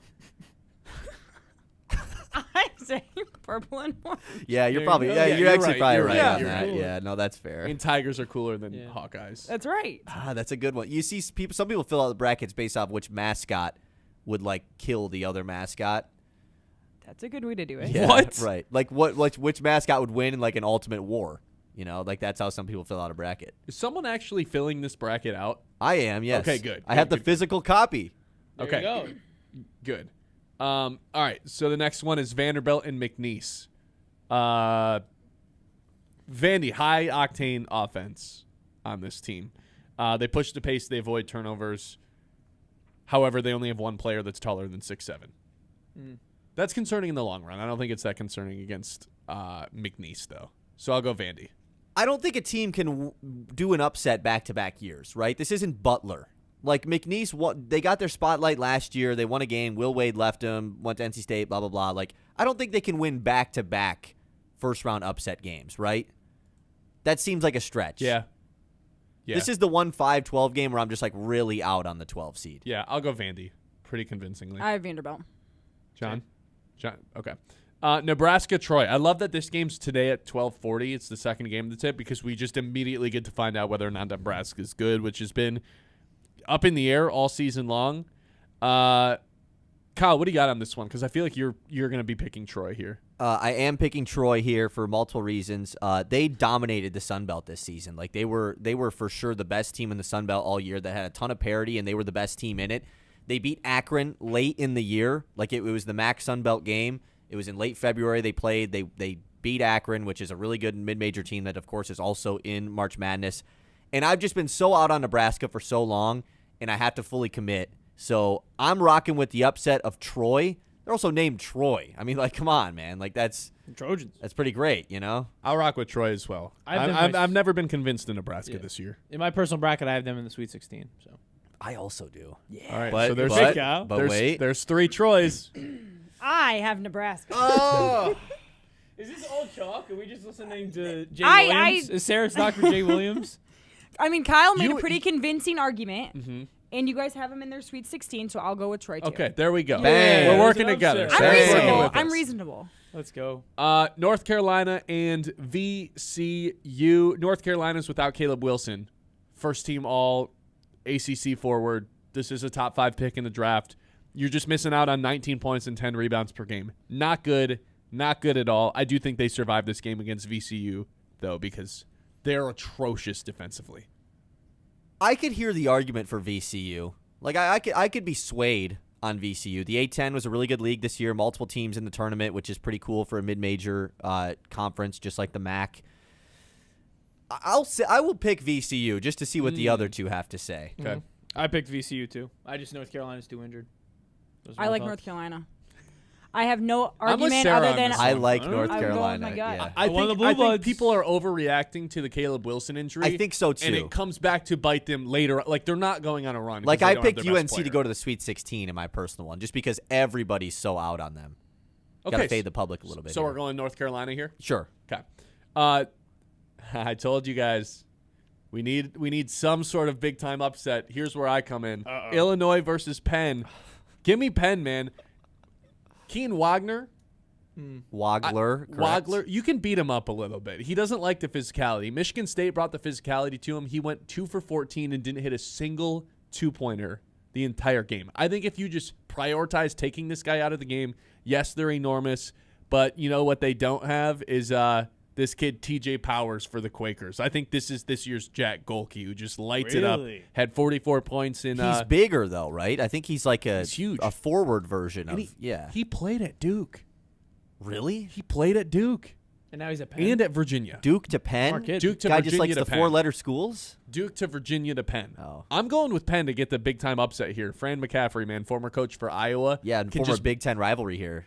can just bring it to what's Illinois' coach's name? Brad Underwood. Yeah, there we go. You can just bring it to him. I'm going with Penn with the big time upset. They steal everybody's hearts. Yeah, I'm not going to go that far. I do think Brad Underwood and Illinois, are destined to be upset. They never go far in the tournament. They went to the Elite Eight 2 years ago for the first time in like 20 years, and UConn went on that 30-0 run and got embarrassed. And so I will rock with Illinois, but I don't think they're going too far, but I will pick Illinois here. It's Team Europe, Illinois. I'm not The betting against Team Balkan Europe. block. Yes. You're not betting on Team Europe? Is I'm that not what betting against Team Europe. Oh, I thought you were No. doing like an It is anti. Team no, Europe. no, Great no, Britain no. They're bit. good at basketball. No British guys, yeah. Yeah, no British guys. No British guys. Sarah? Yeah, I have Illinois. Okay. I Illinois feel like it there's is. no crazy upsets in the first round, though. Yeah, I mean, that's like the lone time that there's crazy upsets. That's where it has to happen. I don't have them in my bracket. Is it all chalk? So it's not happening Is it all this year. chalk? No, we have Troy. No, for her. Oh. Pretty much. Oh, man. In the first She round, was but you swayed never know on what's coming Troy, from though. If she would have done all chalk last year, guess who probably would have won her bracket pool? Right. I did. Okay. Hey, if you've won one single bracket pool, you've won more than me in my entire life. I've never won a bracket pool. Correct. St. Mary's, Texas A&M. I have Texas A&M. I'm conflicted on this one. Yeah, it's a tough 7-10. St. Mary's is 19-0 when they make 8 threes. They just don't lose when you hit that much of them. But Texas A&M should be able to bring a halfway decent defense to the table. The other thing about St. Mary's is they're not going to beat themselves. Best free throw percentage in the country at 80%. Wow. Yeah. Kyle? I like the WCC. I'm just kind of willing to rock with, like, the West Coast Conference was awesome this year. They have 3 teams in the tournament. Like, that's super cool. Yep. I'd just be willing to rock with whatever the consensus is here because I can't decide on this game either. Can I give you guys a pick against Texas A&M or a reason to pick against them? Sure. They rank 335th in the country in 2-pointers scored this year. So they just shoot threes They just shoot threes and free throws? and free Seems throws. like a good modern style And of they've lost basketball. 7 of their last 11 games. Okay, They're that's ice cold. See, now that is what could convince me right there. Yeah, I'm I'll going rock with St. Mary's. I'll rock with St. Mary's. I have St. Mary's too. What did you have, Sarah? I have Texas A&M. That's when she didn't go chalk. She went with the 10 seed. Yeah. Okay, if she didn't go chalk there, then I'm respectingly going with A&M then because it's her first like upset pick she's made. Okay. So I'm I cool have with it. no good reasoning. I just think they're going to win. So there you good. go. So- If you want me to make an argument, there's my argument. Ours didn't convince you at all? Not at all. See, I already wrote down St. Mary's, crossed it out, and wrote down A&M, so I'm not crossing it out Fine, again. we can go A&M. We're rocking A&M. Houston, and we flew through this one. Houston and Idaho. I've got nothing on Idaho. Give me Houston. We're not Houston. picking a Yep. 15 over a 2. Yeah. Okay. That's going to do it for the South region. We will do the West region when we come back. This is the Ben Bosscher Show live here on 100.9 The Mitt. You got to move around later today. Find a place to sit down and watch the game. If you're looking to move for real, you got to meet Matt Smith, Modern Realty, redefining real estate with a fresh, modern approach. Whether you're buying, selling, or investing, Matt Smith delivers personalized service tailored to you, cutting-edge marketing, local expertise, and a commitment to making your real estate experience as smooth as possible. From cozy starter homes to luxury properties, they know how to find you the perfect fit. That's Matt Smith, Modern Realty. The Ben Bosscher Show, built by Bresky Siding and Building Repair.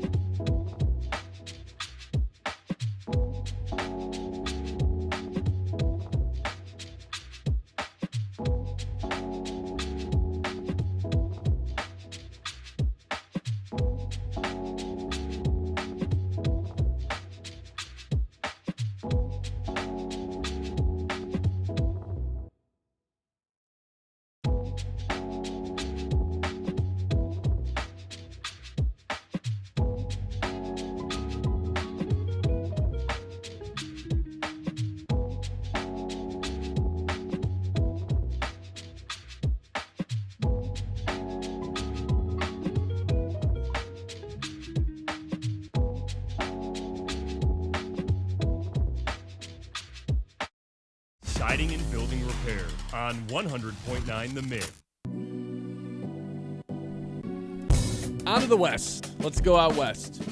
Arizona, Long Island. That is the first matchup we have. That it's tomorrow at 1:30 early on in the day. I've got Arizona. Nothing else to say about Long Island. You making Good the for case for Long Island? No, I can't. Good for the Sharks. You though, know man. any people that went to Long Island that you went to school with? They merged. It was LIU Brooklyn, which was a school in the NEC, and then LIU Post, which I think they're like a D2, and now they're LIU. And Cool. I've got Arizona. yeah, they're in the tourney. Good for them. Oh. But they run into Zona. What conference is that? Long Is it Island? the MEAC? Are they? What's up? No, I don't think they're Are the they in MEAC. the I don't think they're NEC the. or I don't no? think they're the MEAC. I've got Zona. They're not in the MEAC. I can tell you that. Can I write down Zona? I feel like we all got Yeah, Zona. I have Arizona. Wait 1 second here. Yeah, they're in the NEC. Moving too fast for Kyle. The LIU's got a great story. You guys seen what they do in their student section? No. They do like the shark thing after every free throw, and it's like a big. It's like kind of gone viral. John Fanta went to LIU He did. and did a whole video there. Okay. It was pretty cool.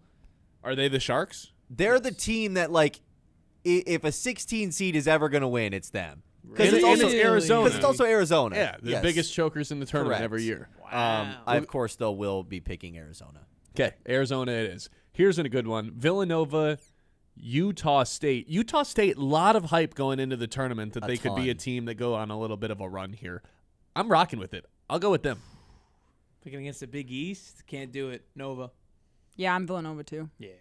Kyle? I mean, I'm in on Utah State 100%. Villanova, major frauds. Major frauds. But sure, we can go with Utah, or we can go with Villanova, though, sure. Utah State had an incredible season. Utah's actually favored in this game. Yeah.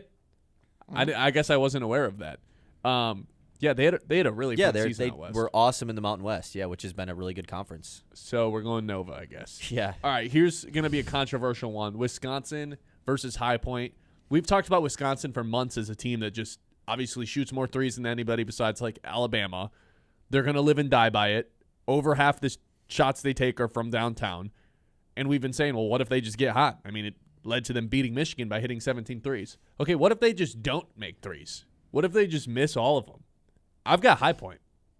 Really? I think Wisconsin just doesn't hit their shots, and it's simple as that. They Going lose. with the Purple Panthers, huh? Poor choices, if I men. What? I have Wisconsin. Wisconsin. Wisconsin. I mean, look, High Point has made the tournament back-to-back years. 90 points They per lead. game. They lead the country in Who even is High steals. Point? That's a good point. Steals per game. They get so many of them. Like, they play incredibly fast. This is going to be like a 95 to 89 type of score.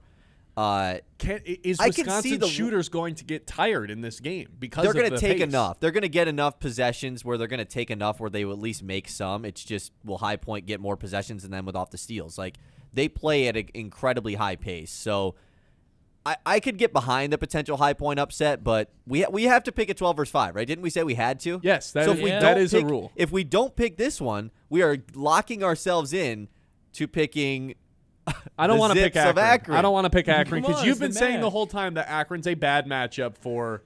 I think Akron's Texas the Tech. best 12. I think they're the best 12. It's a tough matchup for them. I think this is the 12 seed that we should be going with. Okay, well, let's Listen, we got to pick default. one, so I'll ride with them. Let's default to our conciliary. I mean, I don't know if we fine. told you about that rule. We have to pick a 12 seed. Yeah, No, she I was didn't she hear was about on the that show when we did it. But Well, yeah. do you have Akron in your later picks? Down on the bottom? You have Texas Tech. Yeah. All right, let's yeah, go with sure, High Point. Sure, then. High Point. Sure. Thanks for working High with us, Point. Sarah. Yeah, I'm Thanks for trying working to. with Yeah, us. I'm trying to be. Arkansas, Hawaii. Darius Aka versus Hawaii. I mean, if we're picking High Point, we're not picking Hawaii. Okay, I'm with it. Arkansas. Okay. Texas, BYU. It's a good one, man. It's a good one. I'll go with DeBancy here. I think I am typically going to lean towards the best players in the tournament and pick them in a round-to-round basis. This is no exception. I'll go with DeBancy and BYU. See how hurt they are, though, BYU? It's I- like 6 players. I know, but It's going to be DeBanza just carrying him and a bunch he's of been Mormons? doing it all season. See, I'm going BYU. I'm a believer. A bunch of Mormons. I'm a believer that one of the play-in teams has to win a game. It always happens. I don't think it's Texas though. Yeah, we know who we know. What I don't pick think it's Texas though. So Yeah, I we will know rock where with Kyle's BYU. going. Sarah, you said BYU. Yeah, I said BYU. Okay, we're rocking with BYU. BYU Right. it is. Gonzaga, Kennesaw State. I don't have anything on Kennesaw State. I will rock The Owls. blindly with Gonzaga on that one. Yeah, I'm going with that one too. The Zags. Yep. Miami, Missouri. This one's kind of fun. Trey Donaldson, for all the Michigan fans out there, here's a chance to relive some glorious moments with him. He's the point guard for Miami. ACC, just significantly worse conference than the SEC this year. But Missouri doesn't really have a whole lot of wins to the resume that are impressive. Yeah, who's the best Miami in the tournament? You know, like if the fact Okay. that That's your that the point. Hurricanes aren't even like locked into this right now is they have a lot of pressure on them. So that's why I almost want to pick them. I mean, Miami got blown gotta out by prove it. Florida. They lost by double digits against BYU. Clemson kicked their butts. Virginia, they got them to they just Did don't they beat have a lot of. anybody? They beat Louisville, and that's their best win. All right, I'll pick Missouri then. That sounds like a pretty bad resume. Yeah, I'll go with Missouri. I had Miami. Shocker. Shocker. I just love how she waits till the end after we've convinced ourselves it's Missouri. Yeah, well, it's She because just you come guys out are right like, you up- go into this long ran out thing. It's like, nope, Miami. That's who This is why she's here, go. though. She doesn't overcomplicate anything. I It's just don't. like, All right, let's It's just just pick go one. with my gut. I'm not. let's We're do it not going to then. overthink it. Miami. Who did you have, John? I have Miami in my original bracket. Okay, let's go Miami. Even though they haven't done anything this year. Purdue and Queens. Purdue and Queens. Is this Queens, New York? Queens, North Carolina. Nah. Queens College, New York's like a D2. Somebody did ask a player on Purdue about Oscar Clough, like, what do you know about Queens? He goes, I know they're in New York. And the person's like, yeah, they're not. Is that bad omen? Is that bad karma? I think it probably Coming could their be. way? It could be. To be fair, though, yeah. I think I'd answer the same question. I mean, I just asked. Yeah, the I mean, question. it's Queens. You would think that. Yeah. Yeah. Purdue we're picking, though, right? Purdue. Yeah. Purdue. All right, that's the West region. We're making pretty good time. Last region, when we come back, the Midwest. This is the Ben Bosscher Show, live here on 100.9 The Mid. When the seasons change, Maple Hill Nursery is hard at work for you. They offer professional snow plowing to keep your driveway clear, plus spring and fall cleanup to get your yard looking best year-round. When things warm up, their mowing services keep your lawn in top shape all summer long. From winter and spring to everything in between, Maple Hill Nursery is your all-season lawn and landscape partner right here in Midland. The Ben Bosscher Show, built by Bresky Siding and Building Repair on 100.9.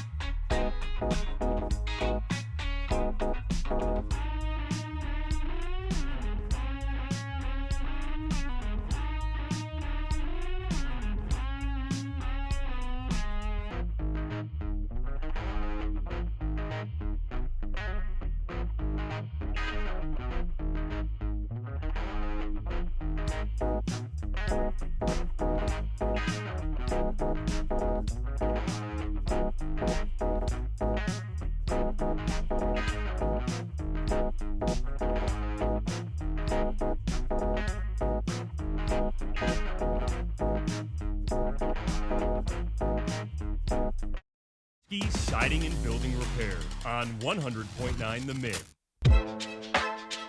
All right, here's the game plan. We're going to hit the Midwest region. At 11 o'clock, we're going to talk to Clayton Sayfie, and then we'll finish out the rest of the bracket. Michigan versus Howard. Howard's one of the smallest teams in the tournament. They've got like one guy on their team that's taller than 6'7". I just hate that so much. Hey, what? What? She's The just looking at 6'7". height, bro. What about it? Oh, are you thinking about that meme? Oh, yeah, I think so. I think that crossed my mind. I'll go Michigan. What mean? I'm Michigan. Yeah. I have Michigan winning the whole dang thing. Just Really? expose the whole brat. I mean, Sorry, what sorry, alert. sorry, What are sorry. we doing? I didn't know we were like supposed to lead into it. I mean, we literally said you are our conciliary, so you just told us who our champion is. Well, Theoretically. We could. we she don't said know she how might we have to get go there, though. back We to don't know how work. we get there. Yeah, whatever. Work on March Madness Thursday. my God. Whatever. We're all going Michigan, right? Yep. What if we just threw out like a PSA, like don't answer Sarah's calls? Yeah, if you're no, out there and you get a call yeah, from good her idea. today. What if we just She all picked emails you, Howard don't right answer now? it. What if we all picked Howard right now to get Sarah's champ out, and because Will Cheddar came at the mitt yesterday? Dude, you can't let that. They love your content. You got to realize that everyone in Michigan, all these pro sports, they watch you. But sometimes, and think about it. You're gonna be the bulletin board fodder. Like it used to be like newspaper clippings. They're gonna have Ben's reels sent in their group chats. That's gonna be motivation. They probably already did. Wow. That's what I'm saying. You're gonna help them win. Don't miss a free throw today, Will Cheddar. You and NIL Don't do boosters are at like the same level in terms of helping Yeah, Michigan. you and Connor Stallions, just the same. Yeah. Yeah. We're brothers like that. Georgia, St. Louis. I've got St. Louis here. This is admittedly just a knock against the SEC. Just like, what if St. Louis takes them out? They've had a good year. I like Georgia. That's just me. I also have St. Louis. Nice. She also has St. Louis. How many guesses will we give Sarah to get that mascot name? It's like 300, No, 400? I got a better question. How many guesses to get Ben to get it? Oh, we don't think Ben knows? No, Really? That's what I'm saying. There's no way he knows either. Wow. I don't. Starts It's with a giving B? like St. Louis is giving like a bird or something like that. Okay. It starts with a B? I couldn't tell you what it is though. Like Is I it know, the blue like I know the something? name, but I don't know like what the actual thing is. It's, is it a bird? It's the Billikens. We'll just Yeah, say it it's the now. Billikens. I don't Yeah, know I was what. not I getting do that. not know Never what a would've got Billiken that. is though. It's I an couldn't ugly tell you logo, that. man. It Ugly. is. It kind of looks like Is it a bird? It looks like Shrek, kind of. Billiken. What is Like if you just see St. Louis's logo, I would think it kind of has like a little Shrek to it, ogre-like. But I don't know what a Billiken is. A Billiken is a mythical good luck figure created in 1908 by Missouri art teacher Florence Petz. And this is what it actually looked like. That looks like, looks and it's horrifying. Scary. Right? God, that is- Shrek-like. And then the first thing that pops up is Billiken's doll's racist history. Okay. So we are picking Georgia? Yeah, I feel like we got to pick Georgia now. No, Sarah already picked St. Louis. She's telling us a little bit about her character. Oh my! Wow. And that's all right. No, All right. thanks, Kyle. No, I really St. appreciate Louis that. it is. St. Louis it is. Wow. Wow. Texas Tech and Akron. Kyle, make your case. I know you're going to pick Okay. the Zips here. Well, look, we said we had to do 1, 12, or 5. We already did High Point, so I'm not going to make a lot of pressure here. I think Akron's the best 12 in the tournament. They're just small. That's their issue. They do not have bigs. They operate on guards in the perimeter. They score at an insanely high clip. They were a top 5 team in points per game this season. They have some really high-level shot makers on their team that can hit clutch shots down the stretch of games. And then Texas Tech is without a first-team All-American in JT Toppin. They've been without him for 3 weeks, maybe a month now, and they've still been able to win games. That's the issue. Like, Texas Tech, even without their best guy, is still absolutely a better team than Akron. This matchup is tough. Texas Tech is extremely physical. They played in the best conference in the country this year in the Big 12 and had some really good wins. I love Akron, man. This is a fun team, but this is just such a difficult game for them to win. So I will go with Texas Tech. I will absolutely pick Akron, though, if Sarah did. I know she did. Did she? Obviously, No, I but, went yeah, Texas pretty Tech. obvious, but what about you guys? I'll go Texas Tech. John? I put Akron in my bracket. I have Kyle's like Mr. Mac, and I'm like Mr. Ben is Anti-Mac? anti-Mac. yeah, a little bit anti-Mac. Not a little bit. It's as someone who watched not as many Mac games as Kyle has. I don't think I watched Akron or Ohio all year unless they were on TV and it was Mac championship. Their game to go 30-0. The Mac basketball I watch is bad. So I'm No, what are you saying, Ben? I'm saying exactly what I said. The Mac basketball I typically watch is very bad basketball. So I have a slight when I'm filling out my bracket. My bias tells me to not pick Mac teams. But you saw Akron, so that's why I went to what you thought. Yeah, I mean, Akron, they're a good team. Like, Akron they're better. They're the best 12 seed. That's how I feel. Just the matchup is tough. I'll rock with Texas Tech, though. Like I'm saying, it's just I don't think they're going to win. I'm rooting for them 100%, but I don't think they're going to. Okay, anybody want to pick Hofstra over Bama? Hofstra. Team that shoots. What did I say? I don't know what you just Hofstra. Hofstra. Hofstra. Sounds like Hogwarts, so I'm out on it. Okay. Another Long Island school, I Hofstra. kind of like Hofstra. That's all I'm saying. Like, in my real bracket, I'm either picking Akron or Hofstra. I'm not. wow. I'm not going to rock with both Bama and Texas Tech. In my There's in no my chance. bracket, I have the 12 versus the 13. I think I do too. I mean, look. You guys both think about do? what's going on with Alabama, man. Yeah. They brought a dude to their team who played in the NBA, and just the most bad karma ever is coming to them. And then their best player just got arrested. Like, what? Yeah, but either them or Texas Tech could make the Sweet 16 because and they might What both about be Akron, without their though? best players. You know, like, Yeah, that like I'm that's absolutely willing to rock with Hofstra here. Yeah, and I don't know. Kyle could speak to the CAA's strength this year. I always feel like it's a very underrated mid-major that produces a lot of talent that you'll see in the transfer portal. Think Sure. a recent example, Tyson Walker went to Northeastern Yeah. before jumping to Michigan State. I think just- they're a good mid-major conference. But are we doing the zag where it's like, oh, they're without their best player, so Right. they're going to lose, where in reality they just are going to outrun At least and win a outshoot- game. Yeah, and right. outshoot Hofstra without it. Come on, what are we talking about? I think that's fair. Bama? Bama. Bama. Roll Tide. Roll Tide. Tennessee and Miami, Ohio. I'll go right back to Mr. Mac. Make your case. Do it, Kyle. Look, for anyone that doubted Miami, Ohio, for anyone that doubted them, did you watch the game last night? I did. That team shoots a crazy amount of threes, man. They're just so capable of going on a run and getting out in front quickly. Now, they, of course, had a lot of games in the MAC this year where they had to come from behind and have crazy endings, and that is kind of what March is all about, so I think that benefits them a little bit. But yesterday we saw him hold on, that was hold the the best. lead. That was the best first 4 game I think I've ever watched, just from a atmosphere standpoint. It was in Dayton, so the Yeah. Miami fans were there, and it was. I mean, the swim team was there, distracted on the free throws. Yeah, that was something. That was an amazing atmosphere for Miami last night, and I just can't. I can't sit here and be like, yeah, that it's just going to end now. I'm all in on Miami. Tennessee's been pretty good in the tournament with Rick Barnes. They've win some games every year. They don't go on extremely deep runs, but they always win some games. I'm rocking with Miami though. That's my pick. You know if we're what? not picking Akron, I'm picking Miami. For the same reason that John, I didn't want to lose John as a friend for picking St. John's. I'll pick Miami here. Well, you think you would lose me as a friend if you picked kinda a what guy? I said. have I mean, I'm not a Tennessee. Miami Okay. fan by any means. Yeah. but But wait, we didn't ask Sarah. Just Sarah. What did Sarah say? I don't know. Kyle's pretty passionate about this. I mean, I still don't think Miami or Ohio will win anything. Right, But yeah. yeah, no, you guys can go with. What's the cooler Miami mascot, of- though? The Volunteers? I mean, that's the lamest I mean, their orange mascot is ever. sick. It's a nice bright orange. Yeah. We'll defer to Sarah on this one. I said Tennessee. Okay. Okay. Tennessee. Wow. Yeah, I don't believe in MAC teams either. I'm with Ben on this. Wait, Sarah, Even though I went to a MAC school, I don't believe in them. Sarah Nice. doesn't have headphones on, correct? Yeah. What a loser. That was What'd that you was say? directed at Sarah, by the way. We can hear things. Yes. Yeah. Oh, John doesn't have him either. It's No. just you and I, Kyle. Inside Shut up. secrets. I That, don't that even- one's also towards I don't you. know what Shut they up. Virginia and Wright State. Virginia, great defensive team in the ACC, but again, pretty down year for the ACC. I don't think Wright State can get it. Yeah, Wright State out of the horizon. I don't think so. Give me, they had to battle against Doug Gottlieb in that tournament. That's a tough task. Yeah, always is. I will rock with the Cavs, though. The most overworked man in America, Doug Real Gottlieb. man. I mean, God, the guy has got such a tough life. That's why he has the mental episodes. Virginia fine over there. He'll end Sarah? up being Oklahoma works for me. State's head coach. Like, he absolutely will be. It's gonna Doug be funny. Gottlieb? Yeah, he played there.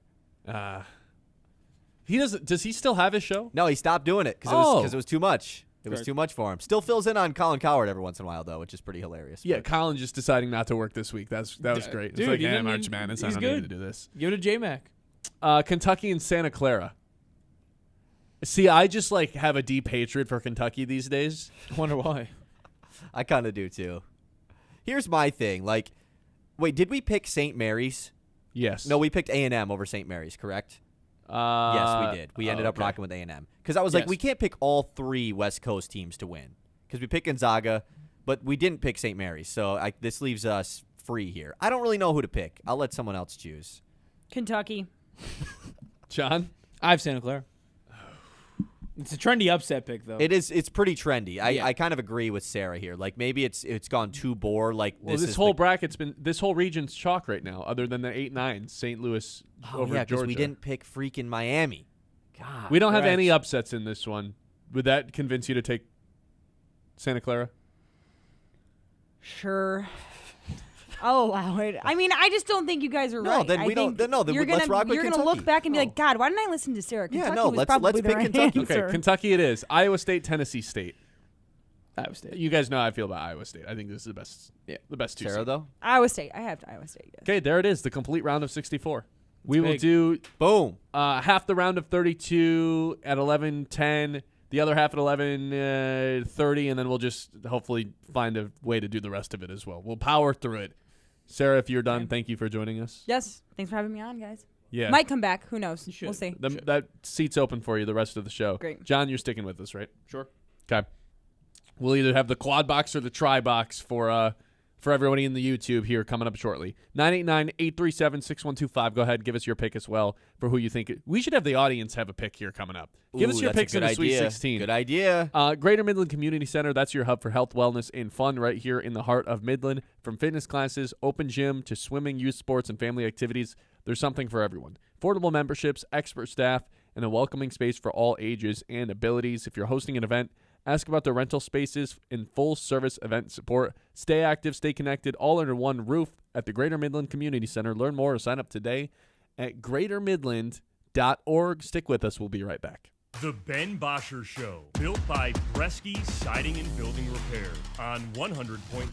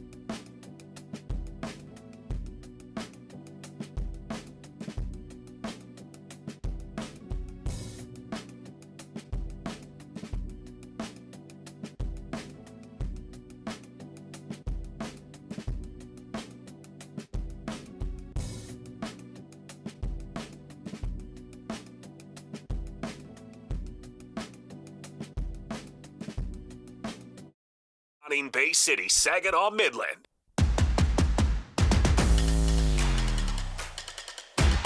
All right, we will continue on with our March Madness bracket here momentarily. I'm feeling good about the bracket so far, right? It's not like we're going chalk across the board, but it's not like we're forcing our way through upsets. What is the trendy upset this year in the tournament? Like, what is the team that you don't like, the double-digit seed that's going to the Sweet 16? What's the trendy pick? I think it kind of has been Akron just because of the Texas Tech stuff, right? Just I think you're trying to. It's less about it's less about the fun team that you think is actually going to be upsetting, and it's more about like what team is going to get upset, and then the team ends up going on a run. So I think it's been Akron. They've been a pretty popular pick, which is unfortunate for me because I really like them. Miami's probably going to become it now that they won last night, though, right? Like, it feels like everybody's going to start riding that. See, I look at that South Conference, not to spoil what we're going to do, and it's just like, dude, like, I don't think all that much of Florida, but who the heck is going to beat them until they have to run into Houston? Because North Carolina's without their best guy. I have Illinois going down early, and I just don't think they're losing to anybody like Vanderbilt or Nebraska. Like, there's just a really easy path for like that Florida to region get to the Final Four. The South region has the opportunity to put a weirdo team in the Final Four, and it feels like we've entered an era of college basketball. I know it's only been 1 year, but it feels like we've entered an era where it's really difficult for a weirdo team to make the Final Four.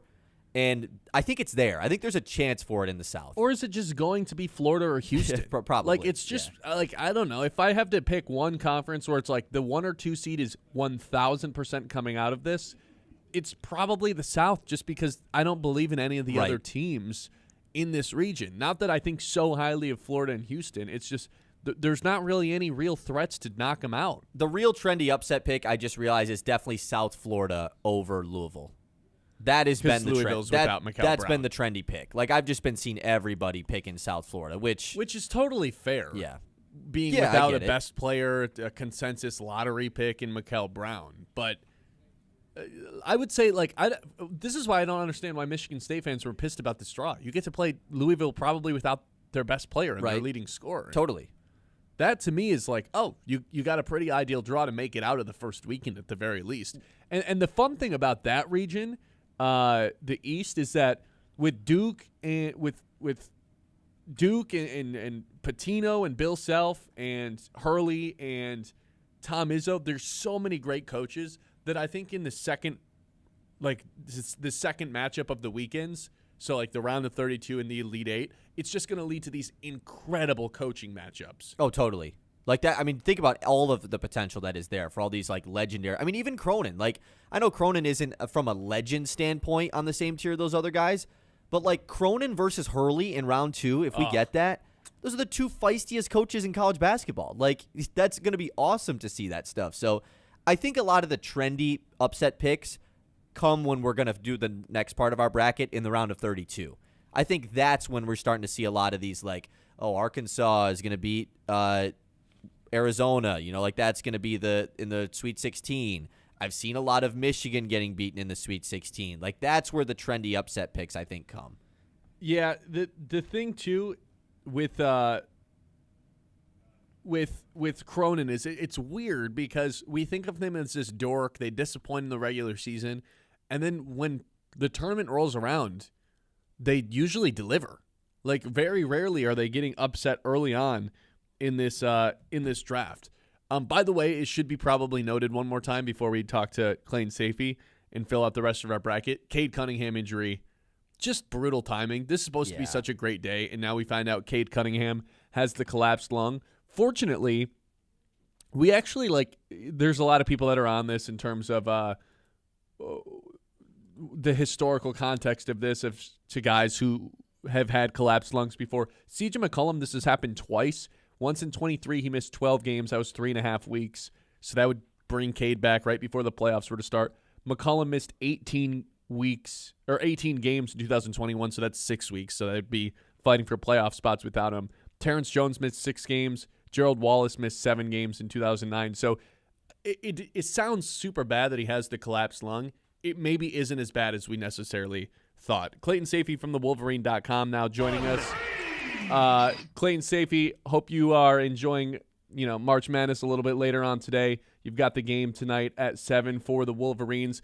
I put out a take earlier this week that I just thought Michigan had somewhat of an unfortunate reel, and I got unfortunate region. I got a ton of pushback on that because people like the way that this panned out for them. I simply was making the case they play a ton of 3-and-D teams, a ton of teams that live and die by the three, which one of them just has to get hot, and then you never know what's going to happen. So how do you think the Midwest worked out for Michigan? Yeah, I don't mind the draw. If you're Michigan, I think the number one thing I was looking for during that selection show was, do they avoid Houston as their number 2 seed? And they did. Iowa State is obviously still really good. I think Virginia is one of the weaker 3 seeds. And then the Alabama news with Aiden Holloway getting arrested earlier this week. We'll see if he plays next week. I mean, if it was a school in the Midwest, you would imagine he wouldn't. But when it's Alabama basketball or Georgia football, you kind of assume those guys are coming back at some point quickly. But I saw he had like 100 pounds of weed or something like that and got arrested. So that works in your favor, I guess. I mean, it's unfortunate. And then the Texas Tech, is their 5 seed, and they're without their best player, JT Toppin, for the rest of the year. Now, I do think the second round matchup, to your point, could be difficult. We saw it with Florida last year. Florida, their toughest game of the tournament before they won the national championship was in that second round game against UConn. So those can be tricky ones. St. Louis is a 5-out team that shoots a lot of threes. Georgia is a team that is coached by Mike White, Dusty May's former boss at Louisiana Tech and Florida, and when Dusty was an assistant coach. And they have a very similar philosophy: shoot a lot of threes, spread the floor, play with pace.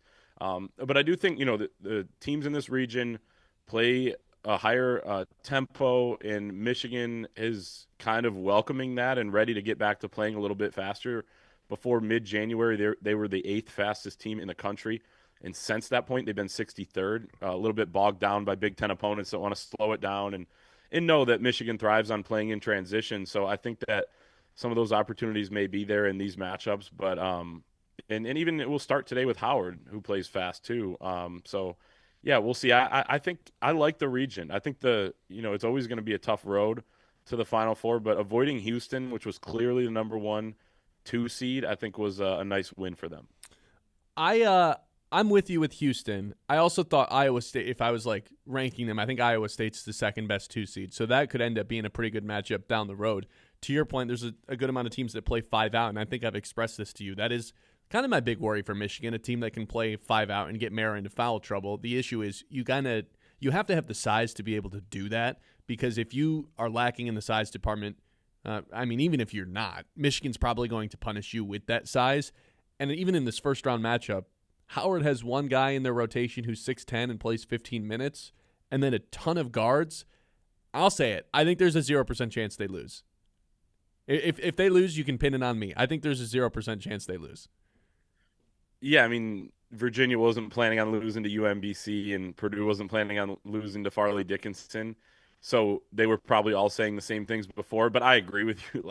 I just don't see it happening. Michigan has played 4 mid-majors this year, other than San Diego State and Gonzaga, which I don't really consider them mid-majors because of the caliber of program. They've both been to national title games recently, et cetera, and they've won those by an average of 40.3 points per game, I believe. Their size just kind of overwhelms those teams, and Howard's going to put on a full-court press. They're going to drop back into a matchup zone. But the press, I think Michigan will be able to break it and kind of throw it over the top to their big guys, maybe get some lobs, some easy buckets. They do have a little bit of a reference point. They played McNeese State, which is a 12 seed in this year's tournament, earlier in the year, and scored over 100 and won by 30 or 40 points, bunch of points in transition, bunch of dunks and things like that. So, yeah, if things go according to plan, I think Michigan should win very comfortably. But it's interesting. What's the ball tips off at 12:15 today? Some things don't go according to plan. So, hey, even some of these 1 seeds that get challenged, let's say they're up 4 at halftime and people are kind of like, wait, we might want to turn on that Michigan game. And then they pull away in the second half, like we've seen with a lot of 1 seeds over the years.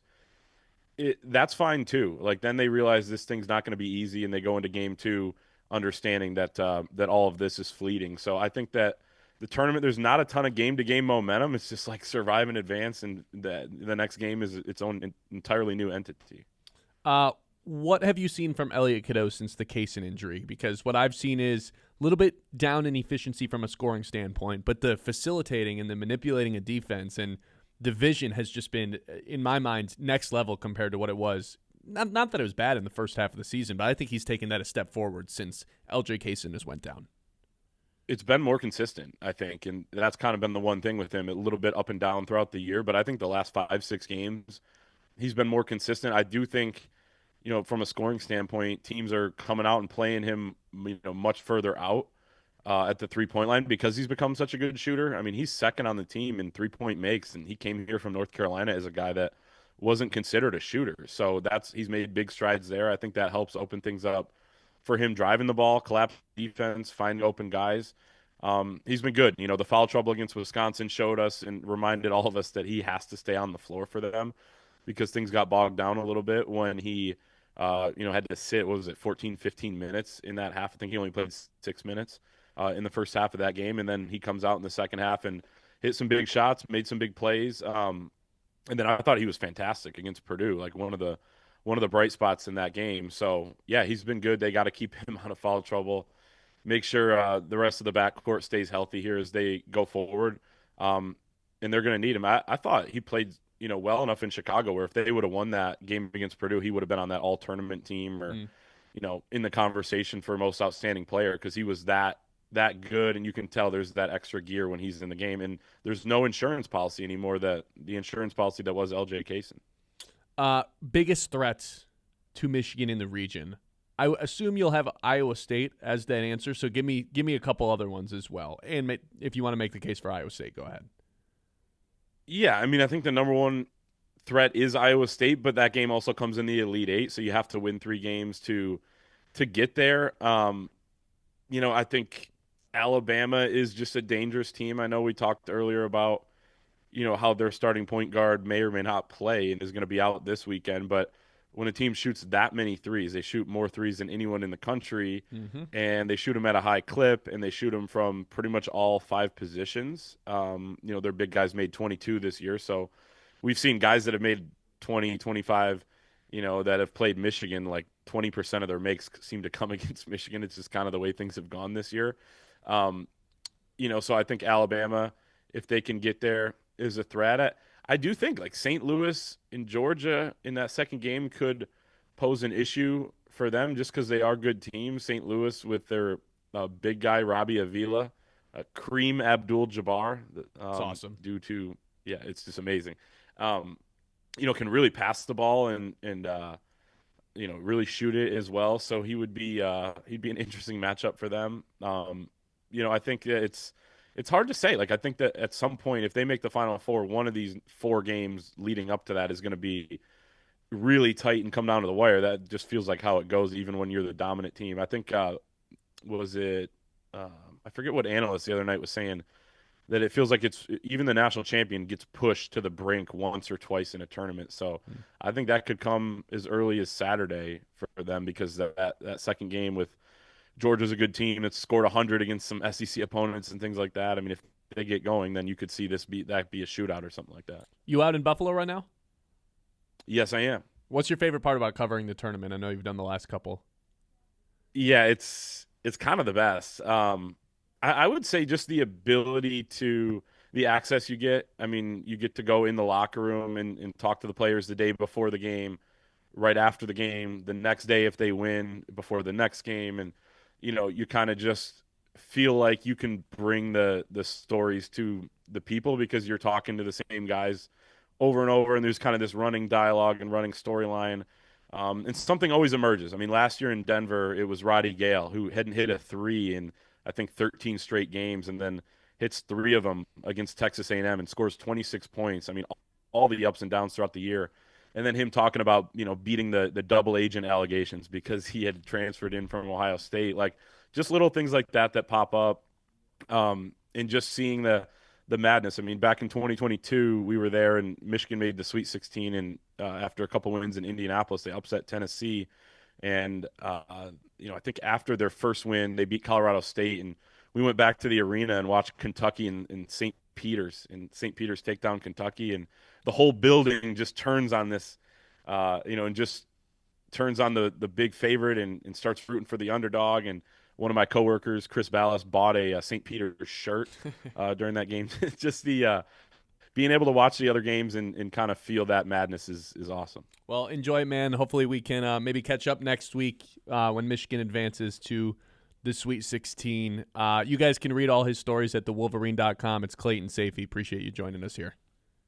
Thanks, man. And next week I won't be as late as I was, so appreciate it. Nope, that was my fault. I forgot to tell you it was on Zoom. But next week we actually should have our phone lines up and running. That's for our audience as well. So hopefully next week we can just call you. Love it. All right, Thanks, see you guys. later. All right, once again, that is Clayton Sayfie, thewolverine.com. Read his stories up on the website right now and throughout the March Madness tournament. All right, 11 o'clock hour, as always, is presented by Yeiter Insurance. Life happens fast, and at Yeiter Insurance Group, they're here to make sure you're covered every step of the way. Locally owned and trusted in Midland for decades, they treat you like family, not just another policy number. From home and auto to business and life insurance, Yetter is the right coverage for every stage of life. Their team makes insurance simple with expert advice and real people you can actually talk to. It's Yetter Insurance Group. We'll be there when you need us since 1940. The Ben Bosscher Show, built by Bresky Siding and Building Repair.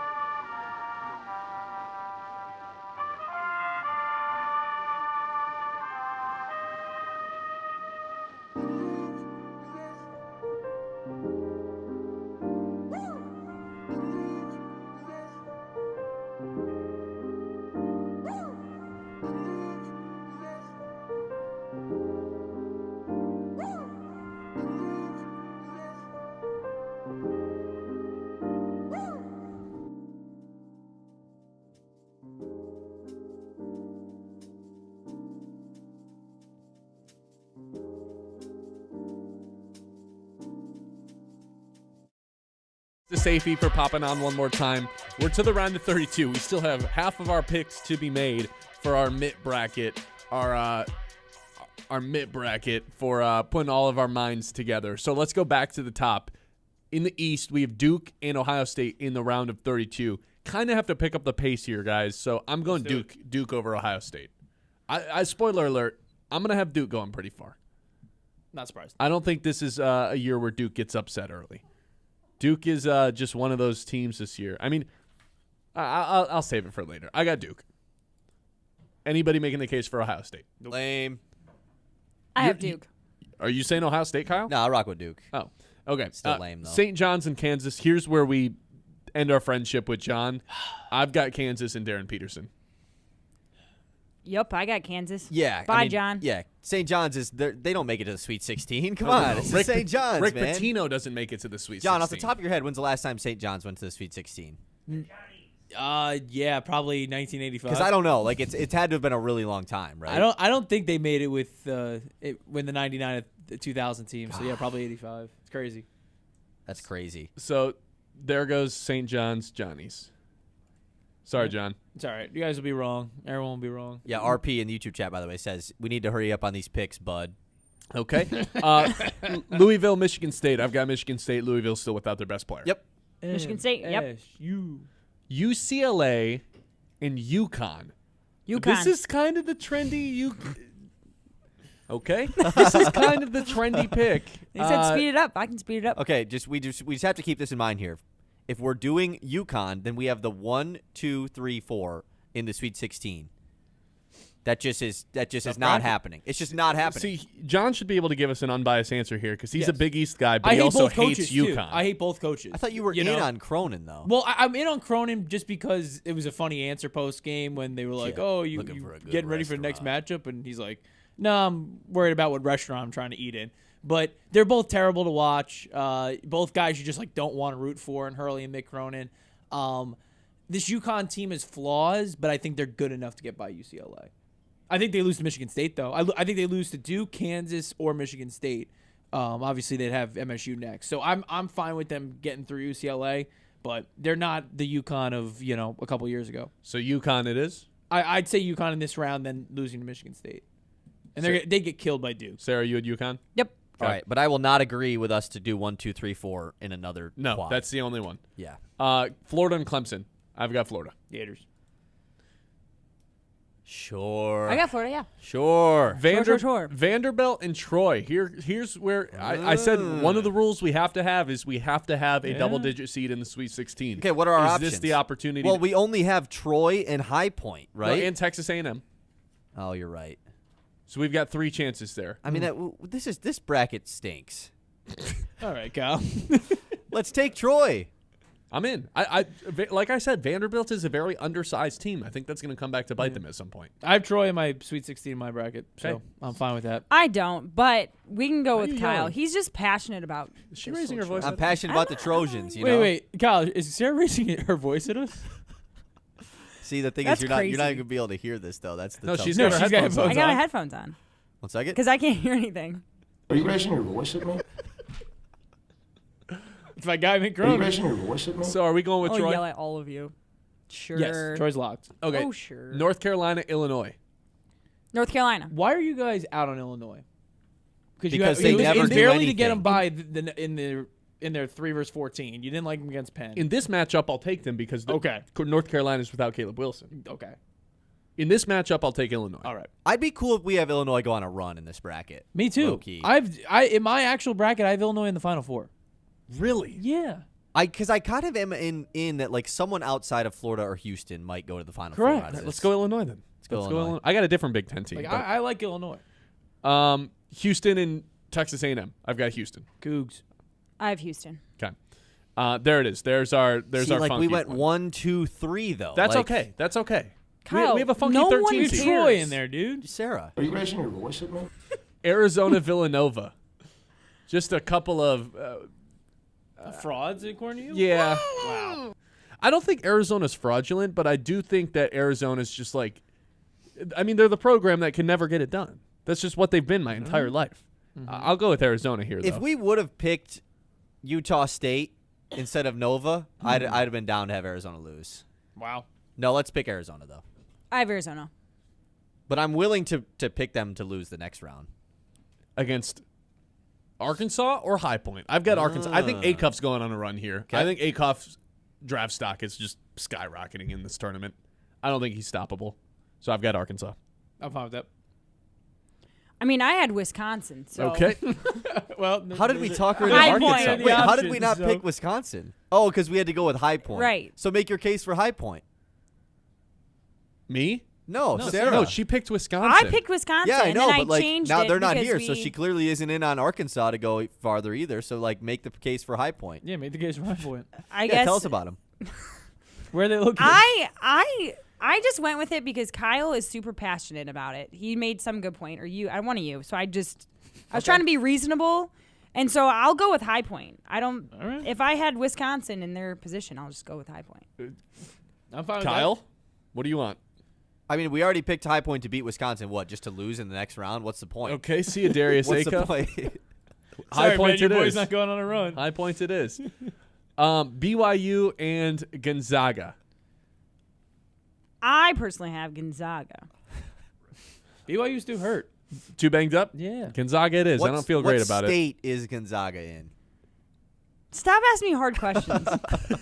You know, one of the premier college It's basketball one of the good programs. states. We I can don't rock know. with the Zag. Wait, we'll give you a hint. We'll give you a hint. One of the good ones. What's, so which ones would what's be the name of bad the conference ones? they're in? Shut up, Kyle. What? The conference that they're in.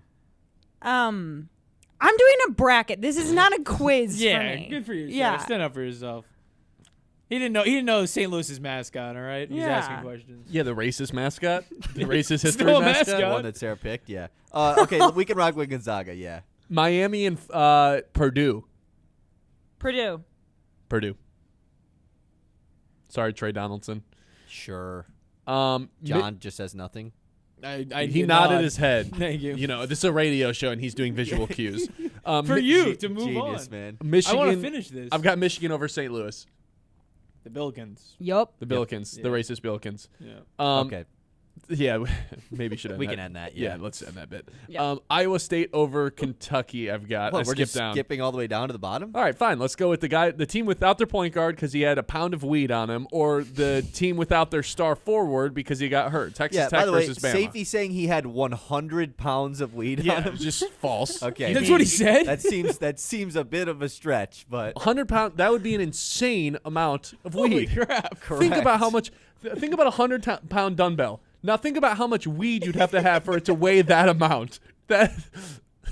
What? He had 1 pound of weed, to be clear. Who are we taking here? Texas Tech or Bama? we've talked too much about Bama, Bama not to Bama. pick him, yeah. Yeah, Bama's just going on a run. Their Roll star Tide. point guard's coming back. He's going to be smoking up a doobie before the game, and they Wow. are going to the Elite Eight. Wow.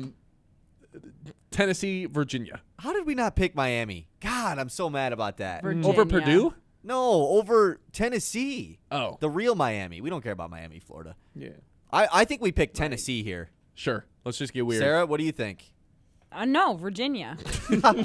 We can't go 1, 2, No, 3, 4. I will refuse. I refuse to pick. That's fine. I'm giving you what I have in my getting bracket loud. because you asked. Wait a Good second. point. Are you I guys didn't gonna think I was worship me? gonna fight Kyle, but now I'm fighting Kyle. Okay, on here. I thought I was gonna fight but John. Relax. we can't go 1, 2, 3, 4 again. So would we rather take Kentucky over Iowa State? I'll be sick to my stomach, or take Tennessee over Virginia, Correct. which 'Cause we Virginia's said a we made that a semi-fraudulent rule. team. We I did would make say that a rule. Kentucky. I Okay, didn't have- okay, then let's do it. sick No, to my seriously. stomach. Let's do that. Genuinely sick So to we're my going- stomach. All SEC 6-7 We're going matchup. Virginia. What do you say? Virginia and then Kentucky. No, Tennessee. No, and Tennessee. Kentucky. I thought Sarah wanted Virginia. Who did you That want? is correct. Yeah, I we're wanted going okay, Virginia, okay, Kentucky. okay. Yeah. Okay. Boom. Boom. Virginia. You're taking away the Kentucky. 6-7 matchup. That's fine. Should We we do do the need Sweet one of 16 those, now, or you're should right. we wait? No, let's just keep it rolling. Duke versus Kansas. We've got the Duke Blue. We got 2 blue bloods right here, man. And Darren Peterson on Kansas, who all the stuff with him not playing has just kind of gone out the window. He plays now. There's not really any more And weird also, stuff they're happening. still good when he doesn't play. Like that's but he their, is going to that's their whole thing. But like even if he didn't, it's not like it's one of these Louisville or Alabama situations. Yeah, here's the thing about Duke that I feel like everyone is kind of tossing to the side. Number 2 defensive rating, number 5 offensive rating, number 1 overall net rating in college basketball. I'll take Duke. I'm going Duke. Correct. Sure. Michigan State, UConn. Down goes Hurley. MSU. I'm with that. Hurley is owned by Italians, go. whether they're Patino or Izzo. Okay. Short. I'll take Michigan State. And once again, another Michigan State versus Duke matchup. We're just destined to get them every few we need years. It, yeah. Florida versus Troy. Do it. This Troy. is why we don't like the high digit seeds making runs, because it leads to these sort of matchups. What are you I'll go talking Florida. about? This is a dream I'm going matchup. Florida. Ah, man, I really wanted to go Troy. Me too. All right, Florida it is. Illinois, Houston. I'm cool with going Illinois here because I haven't done it in a bracket, and it just feels like Houston is written in every single bracket you look at. Sure. I'd be cool with Illinois, but obviously we have to get the approval. I go Houston. I'm going Houston too. What are you going? I'm out on Kyle's We're picks. split 2-2. I'm just throwing some creative stuff out there. Let's so go we're going Houston. Okay, boring. 1-3, 1-2 in that side of the bracket for the Elite Eight, and then we'll go Arizona, High Point.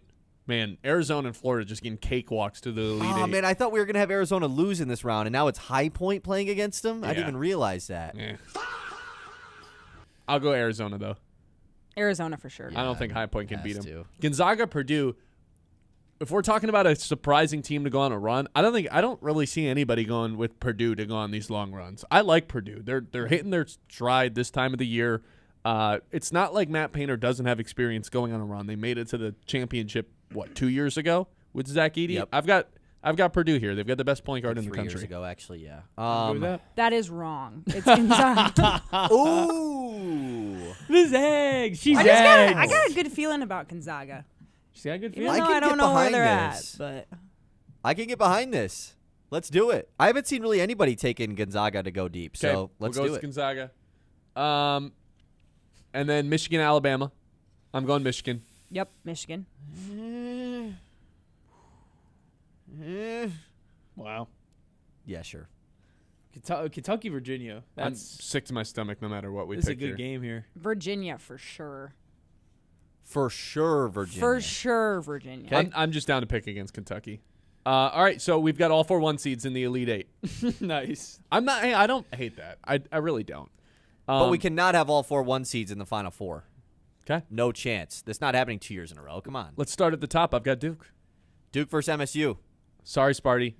I got Duke. What happened the last time these two teams met in the Elite Eight? What happened? Michigan State. Someone took explain home it a to win. me. Beat Zion Williamson, even though that team was fraudulent from the jump. That team should have lost to UCF. Yes. And they should have lost the round before that, too. Virginia Tech. yeah. Virginia Tech. I've got Duke. Yeah, sorry, Kyle. If We I have to saw pick, these if I have teams to play. pick with, The funny, I'd say it's just Duke. funny I'll be- because like what you guys say doesn't matter. Like the person to your right has the decision here, so we can plead all we want. That's a good point. And I think we know who Sarah's gonna take. Sarah, we've seen Michigan State and Duke play each other this year, and it didn't go well for the Spartans. I mean, they played him pretty good. In the first half. I Second half got picked ugly. Duke. I don't know why you guys were trying to convince me. Duke it is. Florida versus Houston. I'll go Houston because I don't want to have 4-1 seeds at all. And I think Houston's just better. This was obviously the national title game last year, so cool revenge factor here for the Cougs. I could rock with it. Houston it is. Well, I had yeah. Florida. Okay, Say, so we have to. Ben Mate created. Yeah, this he created the rule, himself. and then he was like, "Let's not get Sarah's opinion because I don't even want to hear it." I can anymore." always turn her mic off too. Just keep Oh, that in mind. Okay. But we'll rock with Houston. Or no, sorry, Florida. Who did you have? I mean, in this, I'm fine. with John's Florida. giving up. Yeah, Yeah, John hates this. Yeah. I have Yeah. Illinois in my Final Four. Like, you know. I wanted to go Illinois too, John. I was Yeah, with you. it's okay. Like Like in that I match, was All right. down for that too. So here's the next thing though with Arizona Gonzaga. Like Sarah just don't Sarah said, believe I in have Gonzaga. a sneaky feeling of Gonzaga. What do you just have them lose here? Like, what do you think? No. I got Gonzaga again.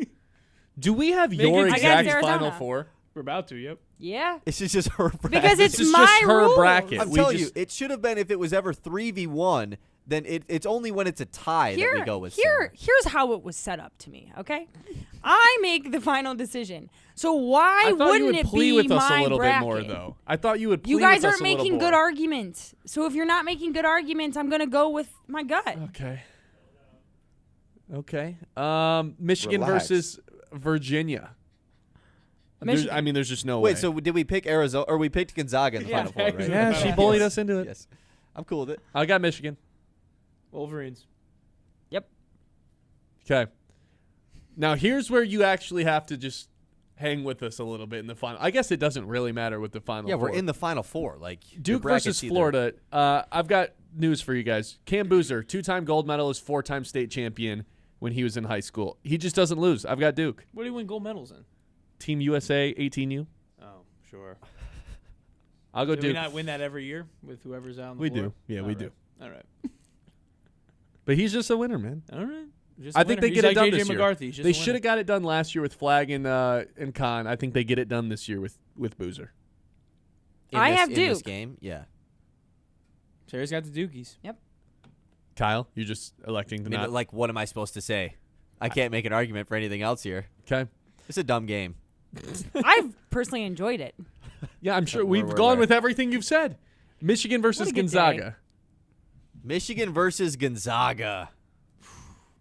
I don't think Michigan. Gonzaga's big enough. I'll go with Michigan. There we go. Michigan? Winning the whole thing. See, here's the funny part, guys. This actually is my championship in See, my like, bracket. Me and John, what's the point of us even being here? You Correct. know?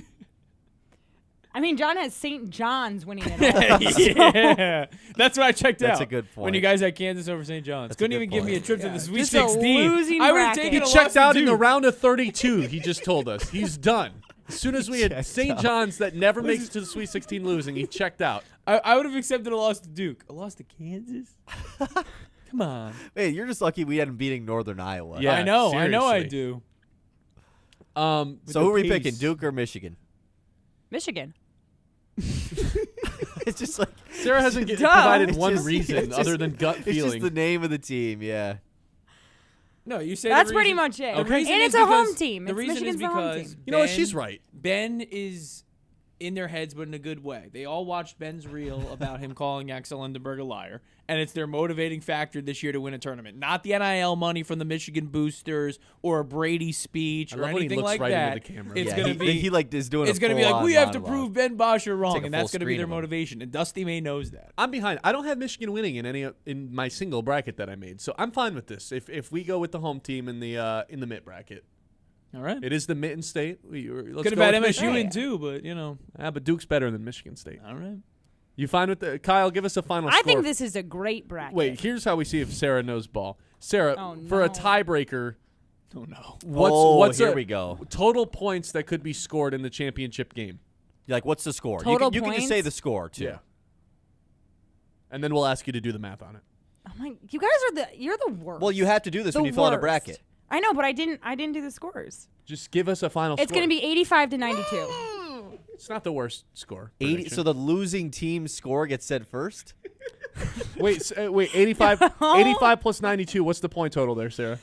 It doesn't matter. No. What it is it? literally doesn't matter. It doesn't matter. So 92 to 85. Yeah, what Okay, those got it. two There's a plus 7 in there. That's correct. Why are you guys doing this to me?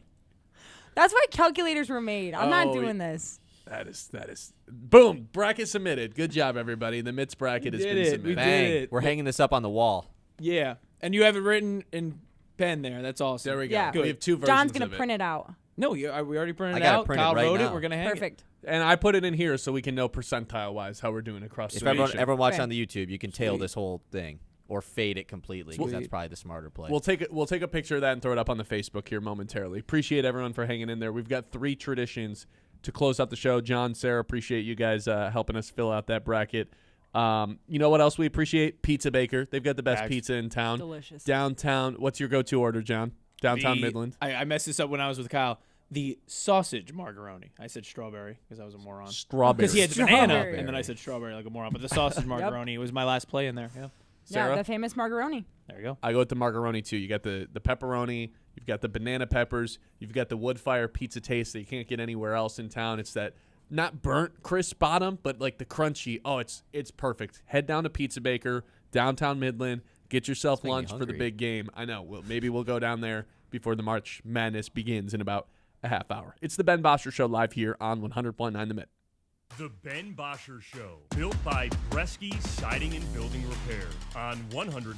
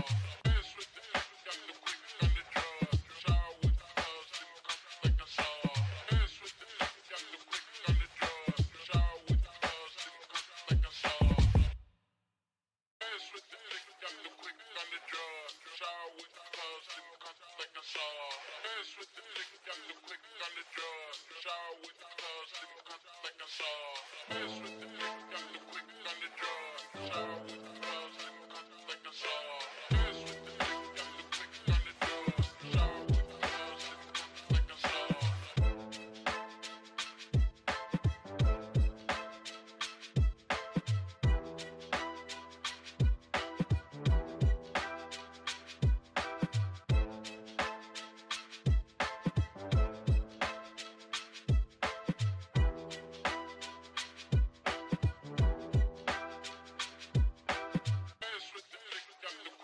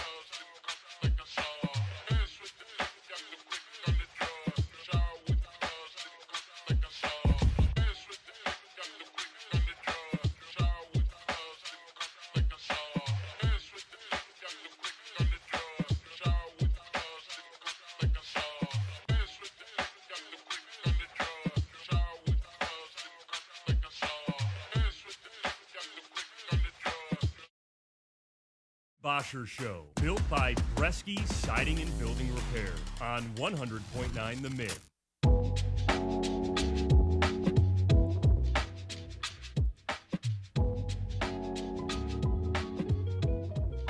All right, welcome back in.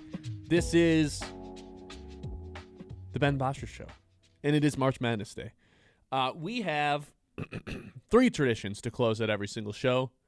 The first of those is our Lock of the Day.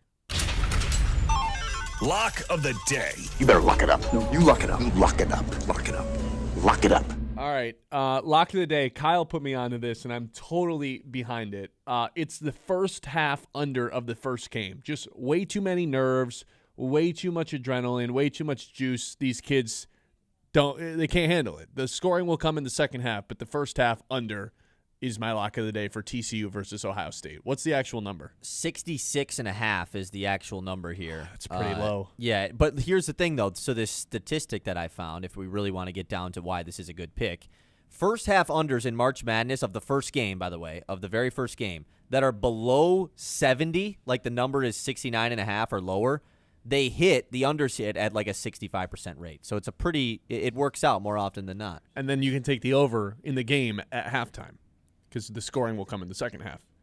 But I'll stick with just the under for Ohio State versus TCU in the first half. It's a unique bet. We're kind of needing a win right here after starting the week 0-3. What are they doing to you? I got a couple of just I don't know, the words I can't describe these guys as. We can hear him on the mic. What did he say? He said, "Do you want espresso?" Yeah, I would love espresso. That would be great. Now he's all excited. Yeah, that'd be great. A couple of just weirdos hanging out behind me. Anyways, 66.5 under for Ohio State TCU. That's the lock of the day. 0-3 to start off this week. Yeah, we were SMU to never trail. Big ones. You know, SMU to never trail. They were losing most of the game. Yeah, no, this is really good. It's okay. Really love okay. what's going on. What's our all-time record? The all-time record would be 24, 25, and 1. Oh, we really need to win. Yeah, and you're only 0.76 units up in 2026 as well. So we desperately it's been bad. And you're down in the month of March too. No scoring for the first half of the game. That's our Lock of the Day. Lock of the Day. You better lock it up. No, you lock it up. Lock it up. Lock it up. Lock it up. There's a lot of good choices for what the actual game. What's the most watched thing we got to watch today on the watching thing TV? Game of the day. There's a lot of good options today for what this game should be. I like Texas A&M and St. Mary's. That should be a fun one. You could include Michigan State or Michigan and just have that be, because sometimes you can just throw out, like, no matter what, you kind of get sick to your stomach if you're a diehard. Like, Michigan probably shouldn't have to sweat their 30.5-point favorites. Yeah, I mean, that's not the game of the day. No, but even like a Michigan State who I haven't seen their spread. What's their spread sitting at? 15.5. Like, I don't know. There's something about when you get into these games, it's just like gut wrenching until the very end. You're almost sick to your stomach watching that. I won't go with Michigan State though. Part of me wants to really put my money on the line with Nebraska and find out whether or not they're good.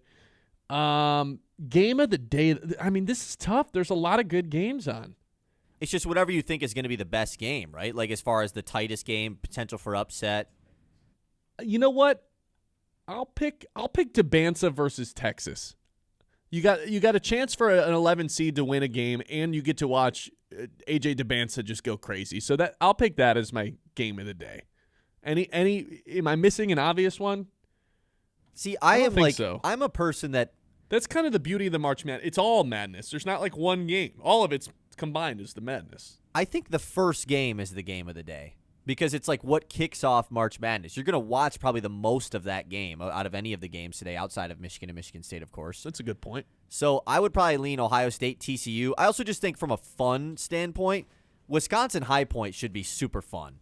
Like that game to me, it unless Wisconsin, of course, just blows them out. But that should be like a ridiculously fun three-pointers going up, teams just getting down the floor super quick. Like that's going to be a fun game. Illinois, Pennsylvania could be really fun too. And for the exact reason you just said, St. Louis and Georgia, that could be one where there's just a ton of points put up. Exactly. You know what? I don't think there is a game of the day on March Madness. It's March Madness. They're all the games of the day. It's all part of the same thing. All right, those are our games of the day. Game of the day. What do we think J-Mac leads with? Jason McIntyre, because Colin's not doing a show this week. Yeah, I got a point yesterday. I'm updating our scoreboard really quickly, but I have cut this thing really down, Ben. 47-44 is the score. Not concerned. Not worried. It is your turn to go first. It's episode 199. Unfortunately, episode 200 does not fall on the start of March Madness. Would have been pretty cool, but it didn't work out that way. Your turn to go first today, J-Mac. I have the perfect answer, by the way, but really, so you can just go something ahead that and happened pick. yesterday. You can just go ahead and pick. I'll pick Miami, Ohio. Yeah, that's what I'll go with. J-Mac to talk about Miami, Ohio. Basketball, baby. Yeah, I'm obviously choosing the Lakers, who beat the Rockets last night. Luka had a crazy end of that game, was talking a ton of crap to the crowd, had a nice lob to LeBron. LeBron only missed one shot. Like, the Lakers just looked awesome last night. So it's obviously going to be Lakers lead. I know it's March Madness. J-Mac does not care. You know, he does not care about that. He barely cares about baseball. To talk about the World Baseball Classic yesterday, he did it for like 5 minutes, and then him and Rachel Nichols just went back and forth on NBA stuff. So I am going to go with the Lakers. Speaking of NBA stuff, we did get a Bill Simmons endorsement for Cade Cunningham. Said if Silver were to announce today that he's changing the NBA All-NBA or MVP minimum from 65 games to 62, would anyone object? Just admit it. You thought you made the number too high, and you thought you could fix it on the fly. Cade Cunningham missing All-NBA would be outrageous. He's sticking up for our guy Cade. So there was a rule when they first introduced this that, like, players could file for an exception. Like, if you were a couple games short and you legitimately missed due to injury, it wasn't like there wasn't sitting out scheduled games like that it could work out. Maybe this could be one of those cases. You're right. He did play in the 62nd game last night, so he's 3 games away. Like, come on. Give it to him. If Cade didn't make All-NBA after the season he's had, after dragging a Pistons team with minimal supporting cast. No, Jalen Duren's been amazing this year, but minimal supporting cast outside of that to the 1 seed as early as they did and with as big as a lead as they did, where they still could even be the 1 seed. It would be egregious if he didn't make All-NBA. Yeah. It'd be sad, 100%. To be honest. And just think about all the guys that have already been disqualified. Like, if Jokic misses any more games, and he will be too, and it's just like, what are we doing? Like, at this point, it's just stupid. Shea can't even miss that many more. Right, exactly. Yeah. Very, very unfortunate, to be honest, that Cade is the collapsed lung, but it does sound like it's not as bad as we initially thought. It could be 3 weeks, and he could be back before the playoffs, but then it's just a matter of getting yourself back up to being able to play NBA ball, not only just NBA ball, but just, high-level playoff basketball where the intensity's ramped up a bit. Like, this is the worst time of the year to miss some games. So. It's just, like, terrible news to get on this day, man. Like, this is one of the best days, and to get that news, it's some of the worst news you could get. Yeah.